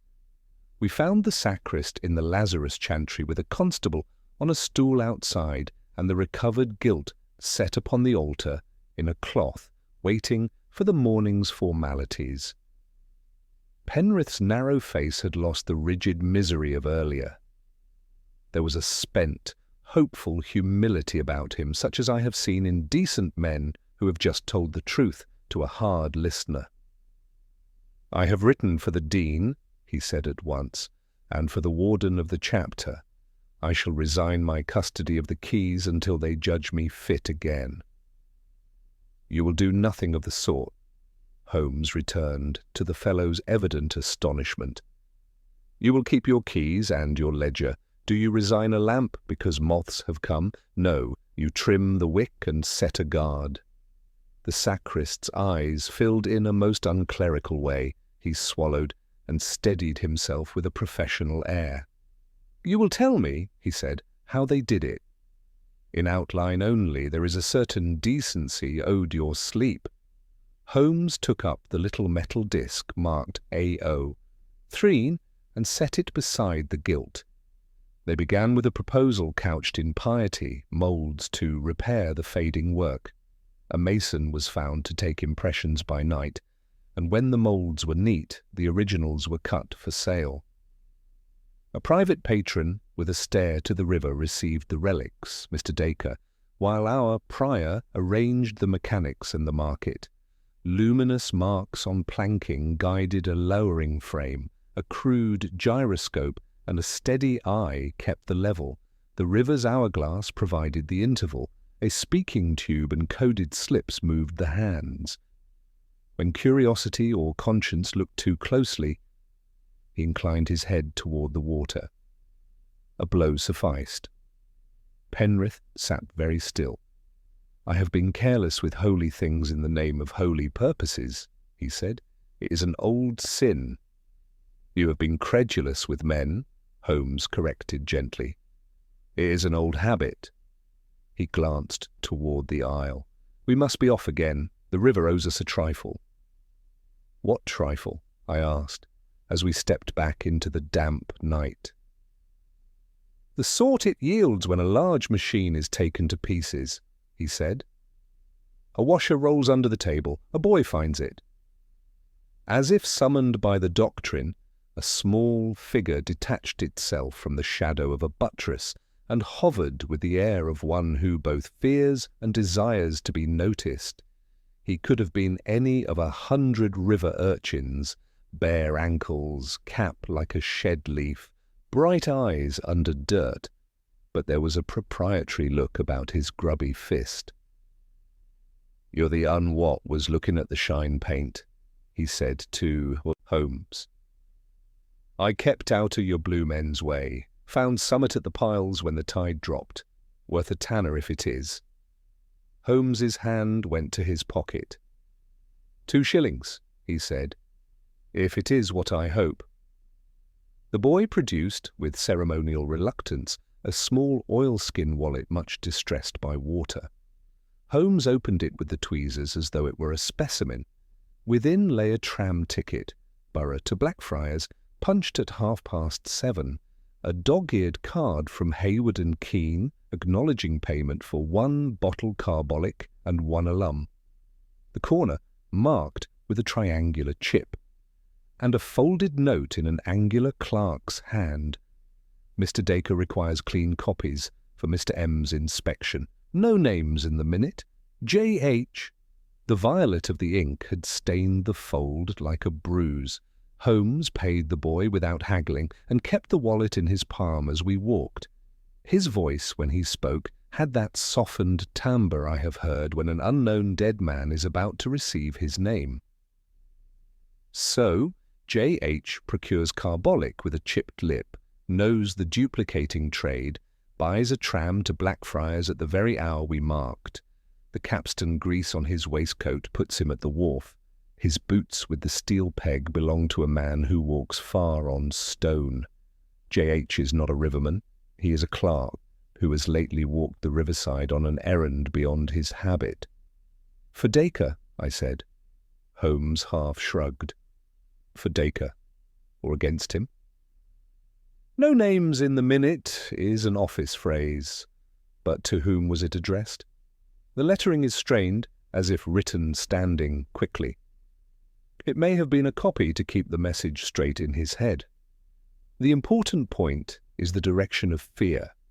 A man who expects to be thanked does not carry carbolic to wash his hands of places he dislikes, and a bottle of alum to harden a mould he despises.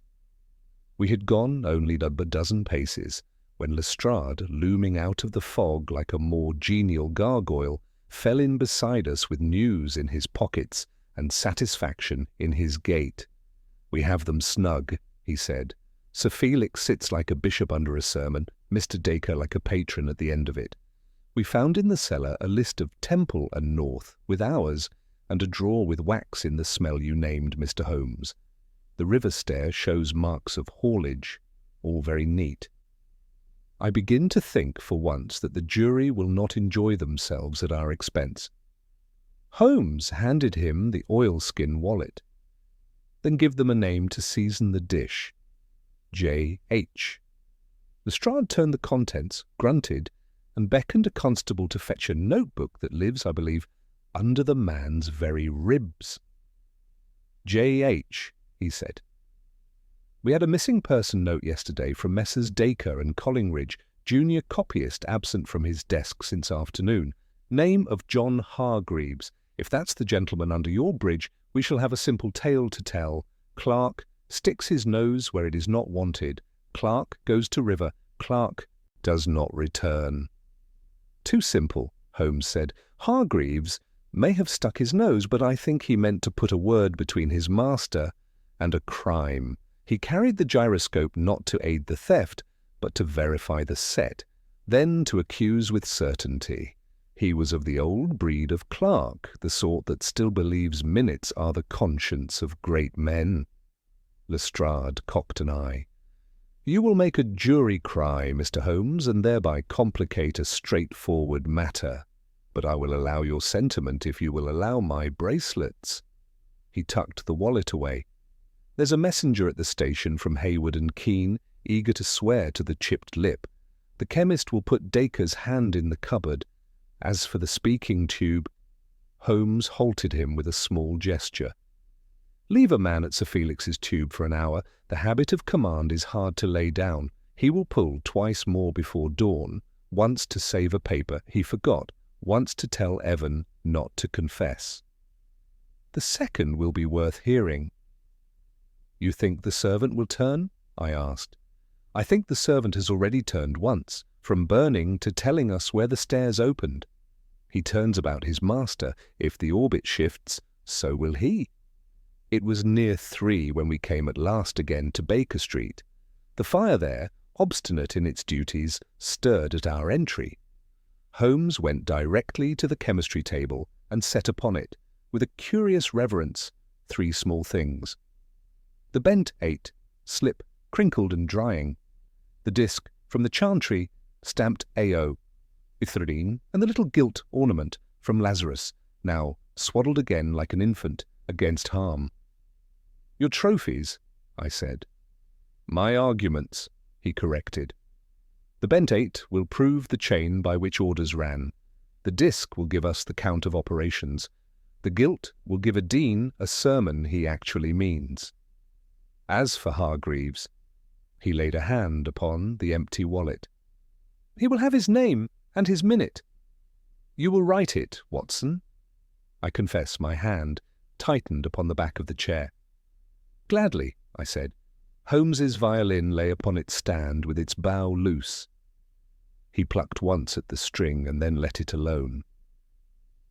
"There remains," he added, "one point only. We must settle before the son who taught Lug to strike. If it was Dacre's tongue that said hit hard, he will hang higher than Sir Felix. If it was Sir Felix's, the reverse. They are too careful for direct evidence. We must look, as ever, for an error that repeats. And where does such an error hide?" "In a habit of address," he said. "Sir Felix calls his creature Evan as if he were a man. Dacre says boy as if he were a bell. Lug is a craftsman who bristles at contempt. He will remember which voice stung him." I had not yet sat when a light tapping sounded upon the window-pane. The delicate, almost apologetic tap of one who has walked streets with empty shoes and does not make free with gentleman's knuckles. Holmes lifted the sash. The whelk-seller woman from the bridge peered in, her shawl beaded with a finer fog than before. "I remembered summat, sir," she said, "about the tall un. When he passed me after the business, he dropped a scrap of paper. I kept it for no reason. Might be you'll find a reason." Holmes took the scrap. It was the corner of a note torn away where the hand had pressed too hard. Only half a word remained, but the violet dye and the angular stroke were unmistakable. Graves. Holmes's eyes, for the first and only time that night, brightened as if a bow had struck the exact centre of a note. "Not a reason," he said. "A name. The dead man spoke from a pocket, Watson. It is time we let him finish his sentence." The scrap lay like a whisper on Holmes's palm, the violet tail of the word trailing into torn paper. He turned it once under the lamp, and the ghost of Hargreaves's name showed itself with a modesty that pricked me more keenly than any shout. He slipped it into the envelope with the wallet and straightened, all fatigue gone from his figure. "To the yard," he said. "There are 2 men whose sleep I would disturb, the one who speaks to a tube and the one who speaks to a servant as if to a bell." We found Lestrade in his familiar posture of victory, coat off, pen behind ear, temper good. Sir Felix and Dacre had been separated, the first in a room with a single chair and a decanter he had not touched, the second in a cell whose barred window gave a dining view of brick.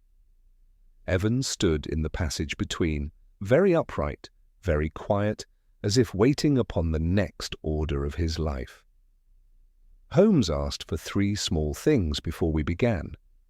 That a constable sit with his ear to the speaking tube in Sir Felix's cellar, that Dacre's outer garments and effects be brought up from his boat and house, and that Lug be summoned from the bench where he had been placed, with a blanket, a mug, and his gilt. While we waited, he drew Lestrade aside. "You observed the bruise behind the ear, round as a crown piece?" he said. "It is no sailor's cosh. A cosh makes a pair. Our ring is perfect. Look for a gentleman's cane with a head honest enough to confess it is lead." Lestrade's grin was the sort a terrier gives when shown a rat-hole already smoking. We took one from Mr. Dacre's skiff, a pretty thing with a sober head, heavy in the hand. It's in the clerk's room with his pistol and gloves. "Bring it," Holmes said. They came in quick order, the cane bone-handled and sound, the gloves damp at the fingertips with river fog, and smelling faintly of storax. Lugg, grey, with exhaustion and fear, a constable from the cellar with the look of a man who has been listening to the sea in a shell and heard a name in it. "The tube, sir," the man reported to Lestrade. "Pulled at 4:15. Gentleman's voice, polite as a prayer, said, 'Burn the slips, mark Temple 1 and North 2, and on no account permit Evan to converse with the police. I shall answer for the chapter.'" "Sir Felix," Holmes murmured without triumph, punctual to the habit. "He will answer for the chapter indeed." He turned to the cane.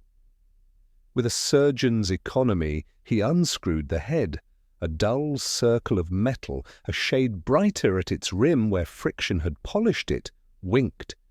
He wetted a cuff, pressed it to the head, and lifted it to the light. There, betraying its last errand, a breath-thin crescent of the luminous paint showed along the arc. A grain of zinc sulphide clung in a nick. The room seemed to narrow upon that small proof. "The bridge," I said. "The bridge," he echoed, and set the head gently in the palm of his hand. "And something more?" He drew the cane's neck under the lens. A film of grease lay in a faint oval upon the wood. "Capstan Smear, our old acquaintance." Mr. Dacre kept his balance with his hand where the rail was fouled. He struck from above and behind, a gentleman's blow, neat and cowardly. Lugg had been watching with the fascinated misery of a man compelled to recognize the tools of his own misdeeds. Holmes's voice, when he addressed him, was kinder than I had expected. "Mr. Lugg, you spoke earlier with fear, and fear makes a poor copyist. Try again. When you were told to quiet the clerk, what words were used? Not the sense, the words." Lugg swallowed. "I didn't want to hit him hard, sir. I said as much. The gentleman, he was there at the arches with the hat and the soft gloves, says, 'The boy meddles, cosh the boy, and drop the parcel. The river will learn him manners.'" Holmes inclined his head, as though an experiment had behaved as instructed. "And when Sir Felix Mortimer speaks to you, what does he call you?" Lugg blinked. "By my name, sir?" "Mr. Lugg sometimes, as if I was his equal. It feels odd." "Just so, thank you." He turned to Evan. "You have served the wrong part of a clever man, but you have served. There is some honour even in that. If you can tell us one more thing, tell it truly, and you may yet set your master's rope lower than another's. Did you stand within earshot when Mr. Dacre spoke of the clerk?" Evan's amber eyes met Sir Felix's through the open door. The slightest motion, no more than a stilling of the eyelids, passed between them. He faced Holmes. "I fetched wine, sir," he said. Mr. Dacre was in the study with Sir Felix. He was angry. He said the boy had his nose in the ink and his name in the minutes, and would spoil a dozen subscriptions. "Teach him to keep his station," Mr. Dacre said. "A rap and a bath will cure him, and if it doesn't, the tide will." Sir Felix said, "No violence under my roof." Mr. Dacre laughed and said, "Then under your bridge." Holmes's breath slipped out in the small sigh he gives for certain equations, those in which a human remainder resolves itself without his desire or aid. He went to the door of Sir Felix's room and looked in. The man rose. He had overheard enough to know which way the paper would fold. "You see what comes of partnership with men who despise," Holmes said, almost absent. "You may say in court that you would not have had it so. You may even mean it. It will do you little good with the law, and some with the heart. The blow does not belong to you." Sir Felix's face altered by a degree. "It belongs to men like Mr. Dacre, who call any working hand boy," he said, quietly. "I chose a title from the church to ease my conscience. He chose a word to solemnize his contempt. You have your difference, Mr. Holmes." Lestrade did not waste the moral. He took Dacre from his cell, set the cane head upon the table without commentary, and read from a fresh note that had just been brought in. Hayward and Keene's clerk, hasty and eager, had indeed come to swear to the chipped bottle and the order in J.H.'s hand. Dacre's lip curled, the jaw under it tightened. "You will hang for thefts," he said to Sir Felix, as if diagnosing a lesser ailment. "And I for a blow given to defend the good of the thing we both attempted. There will be a difference of rope, Mr. Mortimer, but none of honour." "Honour," Holmes said with that lightness of tone he uses when dealing with words emptied of their meanings, "is a quiet guest. It does not sup where men cut sacred things with theatre cord and wash their hands with carbolic after." He let the insincerity pass as one flicks a midge away and said more briskly, "The rest is bookkeeping. Inspector, you have the chain, the bent 8 from the duplicator, the coded slips, the tube order, the cellar apparatus, the river stair, the skiff, the gilt, the cane head, the bruise. You have ears for the voices, Lugg's recollection, Evan's statement.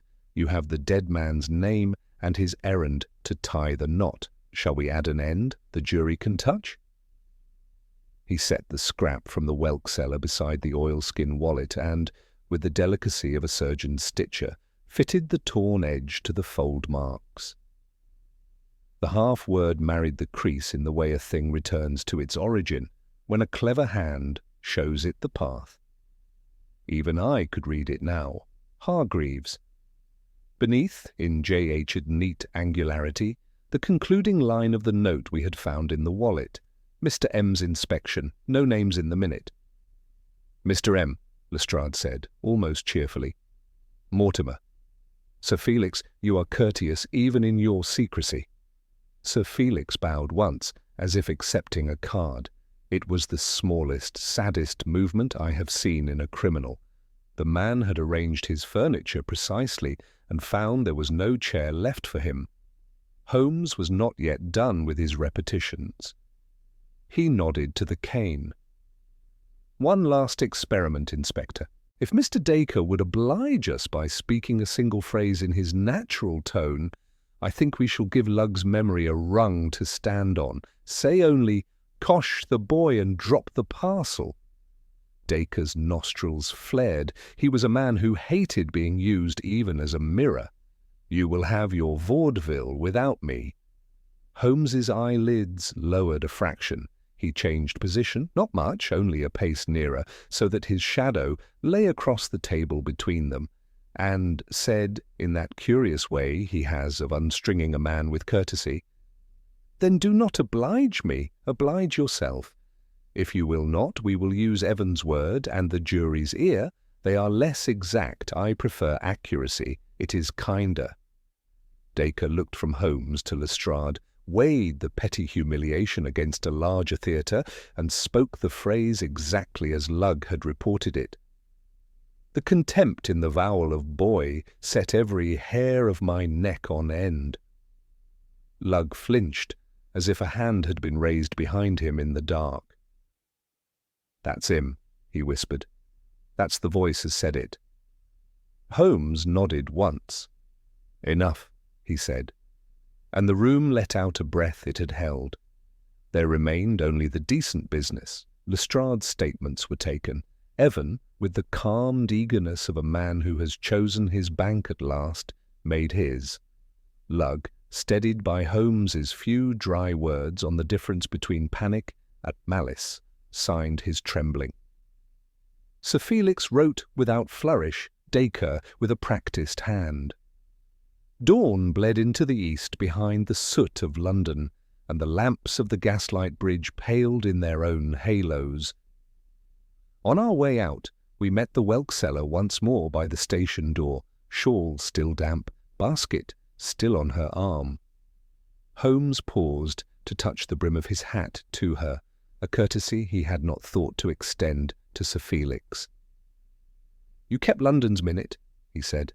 "That is service." She smiled with the shy astonishment of a woman whom the city has overlooked all her life, and who finds it nodding to her. "I just saw a bit of paper, sir," she said. "And all the better for that," he returned. "It is always a bit of paper." We turned toward Baker Street through a city yawning itself awake.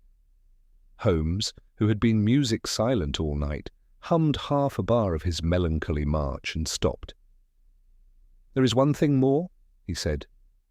"The gyroscope." "What of it?" "It is the emblem of a mind that hates a tilt," he answered. "Hargreaves brought it to make the world run level before he spoke. A proper clerkly courage. We shall honour it accordingly." "How?" "By levelling our account," he said. "You will write, Watson, his name, his errand, and the sentence he did not have time to finish, and I—" He looked east, where the river lay like beaten pewter once more. "I shall return the little wheel to its proper owner. Scotland Yard will not object. The dead keep the truest archives." The morning's pallor had not yet found courage. Enough to be called day when we reached Baker Street, but Mrs. Hudson's kitchen had been bravely affirmative since cockcrow, and the aroma of coffee asserted that civilization had not altogether slipped under the tide with the night's work. Holmes drank his cup as a man takes laudanum, without ceremony and with a knowledge of its limits, and set the little gyroscope upon the mantel, where it made a queer, homely figure between the Persian slipper and the coal scuttle. "You will write Hargreaves first," he said, "and the Dean thereafter. There are sermons in both. After breakfast we shall deliver the wheel and the gilt. By noon the newspapers will have christened our river rogue a monastic demon, though he was only a gentleman with a tidy mind and a loose morality." "You will not sleep?" I asked, for I saw in him the lucid brightness that follows victory as dawn follows storm, a light that burns itself out if not shaded. "After the telling," he replied. "To bed before a tale is in order would be like stopping a march before the cadence. The tune lingers and is sour." He drew up his chair, and with that patient clarity which has so often taught me more than my medical lectures, laid the skein of the case over his knee and smoothed it into a pattern even a layman could admire. "The case began," he said, "with 3 equal lines, a dead man under a bridge, a glow upon wet planks, and a crude instrument in a clenched hand. The Yard could make a triangle of it only by supposing the usual riverman's brawl, but the glow was not the glow of gin, Watson. Luminous paint is a ship's convenience when the lamps are shy." Someone who feared to be seen with a lantern desired to see a particular point at a particular height. The gyroscope gave me the second half. A steady level under a moving bridge. Why? Because something was expected to pass beneath and must be snatched at the precise instant. Thus the river ceased to be scenery and became machinery. Next the man, carbolic upon his hair, told of a chemist's, violet upon his nails, of a duplicator's press, steel in his heel, of long pavements, capstan grease upon his waistcoat, of a new haunt by the water. Not a waterman, then, a clerk who had lately gone to the river on business not his own. His watch stopped at 20 minutes to 9, his tram ticket punched at 7:30, sufficient time to perform an errand between Borough and Blackfriars and return to the bridge at the height of the tide. The tie retied, the cuff button replaced by orange twine, the missing glove offered as disguise and haste. He had handled something dirty, and someone had handled him. The 4th lamp's cracked glass gave me our phantom light. The smear upon the planks gave me zinc sulphide. The faint plaster on the rail at hip height, that was our little psalm book, with marginal notes. A caster leans, and his bag leans with him. When we found upon that chalk line the oval of a second workman with a lighter hand, the choir grew. You will recall the compositor's bent 8, a most obliging fellow. It sang to me, from the crate, from the instruction slips, from Sir Felix's own blotter. When such a defect repeats, a conductor's baton is beating time somewhere. I had but to follow the rhythm. Tallow's shop for the ink and the roundels, Hayward and Keene for the carbolic with the chipped lip, St. Saviour's for the word chapter taken too loosely, Lugg's yard for the plaster, the chapter house for a key too freely lent, the Adelphi for the rope, and the patron who loved to be told he preserved what he purchased. Of the human notes, the most instructive were small. The whelk seller's white ring, an absence used as a sign, was elegance itself. Sir Felix borrowed sanctity's trappings to soothe his conscience and to pass among churchmen. Dacre borrowed contempt to harden his hand. Lugg called one Mr. Lugg, and the other Sir through clenched teeth, which gave me my librarian's label for their voices. The cane head led honest enough to admit it when warmed, and the crescent of glow upon its rim made the bridge sing too. And when Evan, being a servant, recited first the order and then the tone, we had our murderer's vowel. The law is deaf to many things, Watson, but not to a vowel that says boy, as if it meant beast. I confess I felt then a rare sense of peace which arrives when the world briefly owns its logic. And Sir Felix? I asked. How do you set him? As the civilization of the scheme, Holmes answered, with a dryness that would have served for Sahara. And not its courage. He built the channel and chose a monk's title to bless it. He would have stolen without striking. Dacre struck and would have called it charity. You see, my dear fellow, London provides every species of conscience a costume. He rose, took up the gyroscope, and balanced it on his finger so that it made a minuscule planet of dull metal in orbit. This, he said, is our dead man's creed. He wished the world level before he named names. I respect the instinct. Shall we go and make good his design? By 10 we stood again in St. Saviour's Close, where the day had at last burned the fog back to its lair under arch and awning. The Dean, a grave, kindly-faced man with a patience that had seen many vestry squabbles and more funerals, met us at the chantry rail with Mr. Penrith, whose hand had steadied since the night's confession. Lestrade, in an attitude of official piety, bore the rapt gilt as though it were any other exhibit. Holmes asked no stage. He placed the small wheel upon the altar step and laid beside it the oilskin wallet, the violet note mended to show Hargreaves's name, and the little metal disc stamped A.O. 13. "There is your sermon, Mr. Dean," he said. "A clerk who kept minutes, a mechanism that kept level, a cipher that kept time. Between them they preserved not the gilt upon a crest, but the honour of your house. Mr. Penrith will lock what needs locking. The rest is for the court." The Dean listened as some men pray, wholly, with the head, and with whatever organ it is that distinguishes humility from weakness. "I shall preach Hargreaves on Sunday," he said simply. "Not as a martyr, but as a faithful servant. London forgets their names first."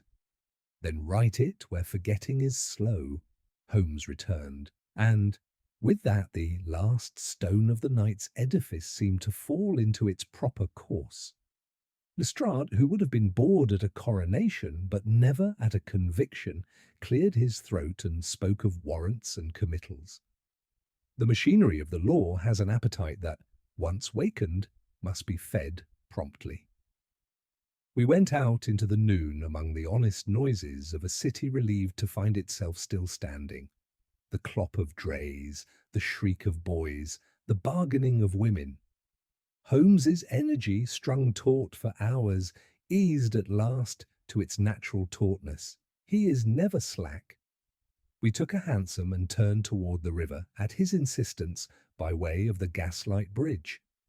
"Even a stage deserves a bow," he said, and I knew he meant not vanity, but gratitude to the scene of a problem well contrived. We paused where the fourth lamp's cracked pane gave its domestic hiss, and the planks still held, faintly, the mathematics of last night's crime. Holmes set his palm on the rail and looked downstream where the tide ran flat and silver as a sword. "There is an economy to London's sins," he said quietly. "They use the structures we build to move our virtues." "And our virtues to disguise our sins," I added, thinking of signet rings and chapter letters. He touched the gyroscope in his pocket and nodded. "Precisely. If ever I succumb to sentiment, remind me of a bentate and a speaking tube. They are chaster than tears." A messenger from the yard found us there with a polite haste that suggested fresh gossip. The magistrate had remanded both Sir Felix and Dacre. Evan had been released on recognizances and, to my surprise, had asked to return to service under Mr. Penrith as a verger. "He says," the note concluded in Lestrade's hand, "that he is tired of clever men and will try honest belles." Holmes smiled with half his mouth. "A tolerable cure." By evening the papers had given the affair a name gaudy enough to sell: "The Prior of the Gaslight Bridge." They adorned our work with Latin tags and, with their usual justice, attributed to Scotland Yard the foresight, to Sir Felix the romance, to Mr. Dacre the villainy, and to Holmes a paragraph which might have served for a conjurer at a music hall. I read them aloud at Baker Street while he tuned the violin, and when I finished he made only a little face as if the G-string was stubborn.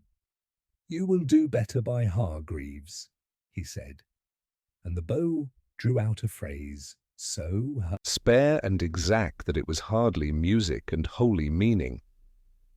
He set the violin by and took from the mantel the small wheel.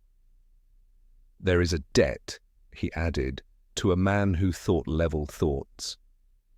We walked once more, at dusk, to a quiet corner of the churchyard, where Mr. Penrith, without flourish, had arranged a decent stone on a decent plot.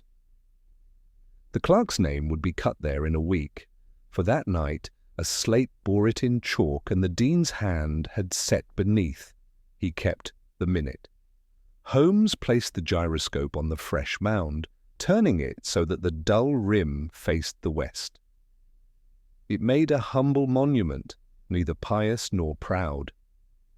"I have no Latin for him," Holmes said, removing his hat, "but I think he would be content that the world lie straight where he left it." We stood a moment longer, listening to London's innumerable feet, honest, hurried, sinful, tired, go by beyond the wall. Then Holmes set his hat, and the line of his mouth grew whimsical again. "Come, Watson," he said, "there is a lady in Montague Street who wishes me to explain why her canary sings only in the dark. It will be a blessed relief to study a creature that tells the truth with its throat." "And the prior?" I asked, as we turned toward the gate. "The law will take him," Holmes replied. "It has an appetite for orderly men who mislay their morals. As for Dacre, his contempt will be sounded in a dock where vowels do not overawe. Between them they made a bridge of their consciences and asked the river to keep it. The river kept only what it always keeps, a man's reflection, and that only until the next ripple." He fell into silence, and so did I, for it seemed to me that the city itself had taken a breath and was choosing, for that hour at least, the virtue of daylight. The lamps along the water bloomed one by one, and the Gaslight Bridge, cleansed by traffic and indifference, shone innocently as ever. If any passer-by saw in it a clock, a conduit, or a stage, he kept it to himself, as London keeps most things. And when at last we turned into Baker Street and the hearth consented to our return, Holmes laid the case upon the shelf reserved in our annals for those puzzles in which the instruments were simple, the motives mixed, and the truth, when it came, as level as a spirit's bubble. "Write it cleanly," he said, drawing the bow across the strings with a soft, exacting stroke. "Leave out whatever would make a cheaper man cleverer and keep the clerk where he belongs, at the centre." I promised, and if I have kept that promise here, it is because a small wheel on a modest stone still spins in my mind whenever I'm tempted to gild a story. The following morning dawned with a light so pure it seemed intent on erasing the crimes of the night before.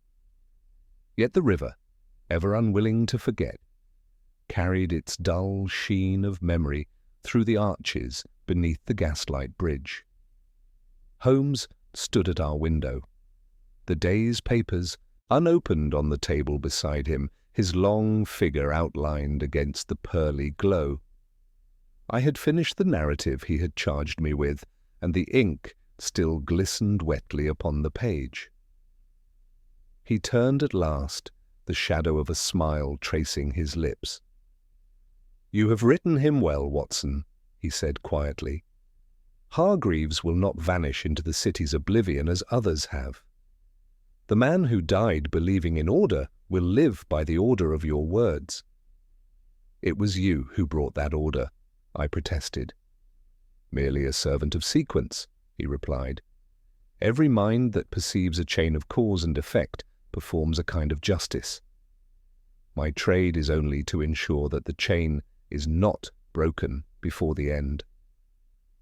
He reached for his pipe, but did not light it.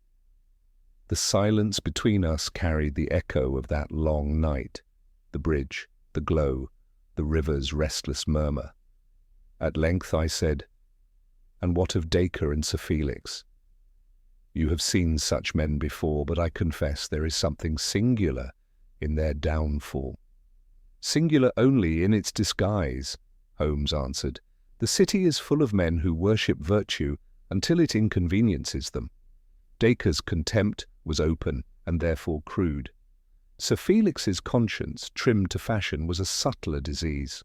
Both mistook cleverness for right. Between them they built a chapel to hypocrisy and called it preservation." He took up the morning's Times and read aloud with a wry detachment. "The brilliant and daring conspiracy known as the Prior of the Gaslight Bridge has been wholly unmasked through the vigilance of Inspector Lestrade and the timely cooperation of private agencies." He lowered the sheet, his grey eyes amused. "A private agency, how delicate! Scotland Yard has learned the art of understatement." I laughed. "You have taught them more than they will admit." "Perhaps," he said, turning toward the hearth. "But even Lestrade's vanity serves the cause of order. He loves the rope, not the reasoning. Yet between us we achieve results." He drew from his pocket the small gyroscope, the one Hargreaves had clutched in death, and set it upon the mantel once more. "This trifle," he murmured, "has been the compass of the case. The man who made it, crude though it is, built it with a purpose. To prove that truth is not the property of the powerful. A wheel that seeks balance will not lie. It inclines neither to patron nor priest. When it steadies, one may be certain that justice, however belated, has found its level." He gave the wheel a delicate spin, and it turned, humming softly, until it came to rest in perfect poise. The faint light from the fire caught its rim and set it glinting like a coin redeemed from darkness. We visited St. Saviour's once more that afternoon. The Dean, grave and grateful, had ordered that Hargreaves's name be carved beneath the Lazarus crest as Custos Fidelis, the faithful keeper. The gilt ornament was restored to its place, its serpent and cross catching the glow of the newly polished lamps. Mr. Penrith, now reconciled to his duties, spoke a few trembling words. He thanked Holmes for saving the church's honour. Holmes shook his head. "You thanked the wrong man. The honour was never lost. It was merely mislaid among ledgers." As we walked back across the close, the winter sunlight fell slantwise through the cloisters, striking the flagstones with a cold splendor. Holmes paused where the plaster dust had first betrayed the mason's hand. Strange, he mused, how the smallest residue leads to the greatest crimes. Plaster, ink, wax, rope, each a tool of creation turned toward deceit. The difference between a craftsman and a criminal, Watson, lies not in the material, but in the motive. And yet you've restored both, I said, the church and the craftsman. Restored? No, I have merely reminded them of their balance. His eyes turned briefly toward the river, glinting in the distance. The city is a mechanism not unlike that little wheel, a chaos of gears seeking equilibrium. It falters, but it does not fall. That is why I remain fond of it. When we reached the cab rank, a boy came running with a small parcel in hand. It was from Lestrade, a note enclosed with a final report. Dacre had confessed under the weight of evidence, his pride giving way before the stark arithmetic of facts. Sir Felix, resigned and unresisting, had requested that his portrait be turned to face the wall in his cell. The newspapers would no doubt make of him a tragic philosopher fallen among thieves. Holmes slipped the note into his pocket without comment. "The world will mourn its villains when they have manners," he said. "It never knows what to do with its clerks." "And you?" I asked. "What will you do now that this matter has reached its end?" He gave that quick, rare smile which warms him for an instant and vanishes like breath on glass. "Return to simpler puzzles. Mrs. Hudson's canary sings only in the dark, and I have promised the lady a solution, a living problem, Watson, far more diverting than the dead." The cab rattled through the fog, carrying us once more over the river that had borne so much deceit and so many truths. The Gaslight bridge gleamed faintly behind us, innocent as ever, its lamps a row of steadfast sentinels above the current. I watched it recede and thought of Hargreaves, the quiet man with the steady hand, and of the little wheel now resting between the candlesticks of Baker Street. When we reached home, Holmes crossed to the mantel and touched the gyroscope once more. "It belongs to him," he said softly. "But until his story is known, it shall remain here, a reminder." "Of justice?" I asked. He shook his head. "Of balance. The world teeters between faith and fraud, law and crime, and it is our task to keep it level for another day." He settled into his chair, drew his violin to his chin, and let the bow fall in a long, even note that seemed to hold both melancholy and peace. The sound filled the room like the river's whisper under the bridge, endless, patient, inevitable. I closed my notebook upon the final line. "The case of the murder beneath the Gaslight Bridge," I wrote, and beneath it, "Here ended the matter, and justice, true, quiet, and unseen, found its level once more beneath the London fog."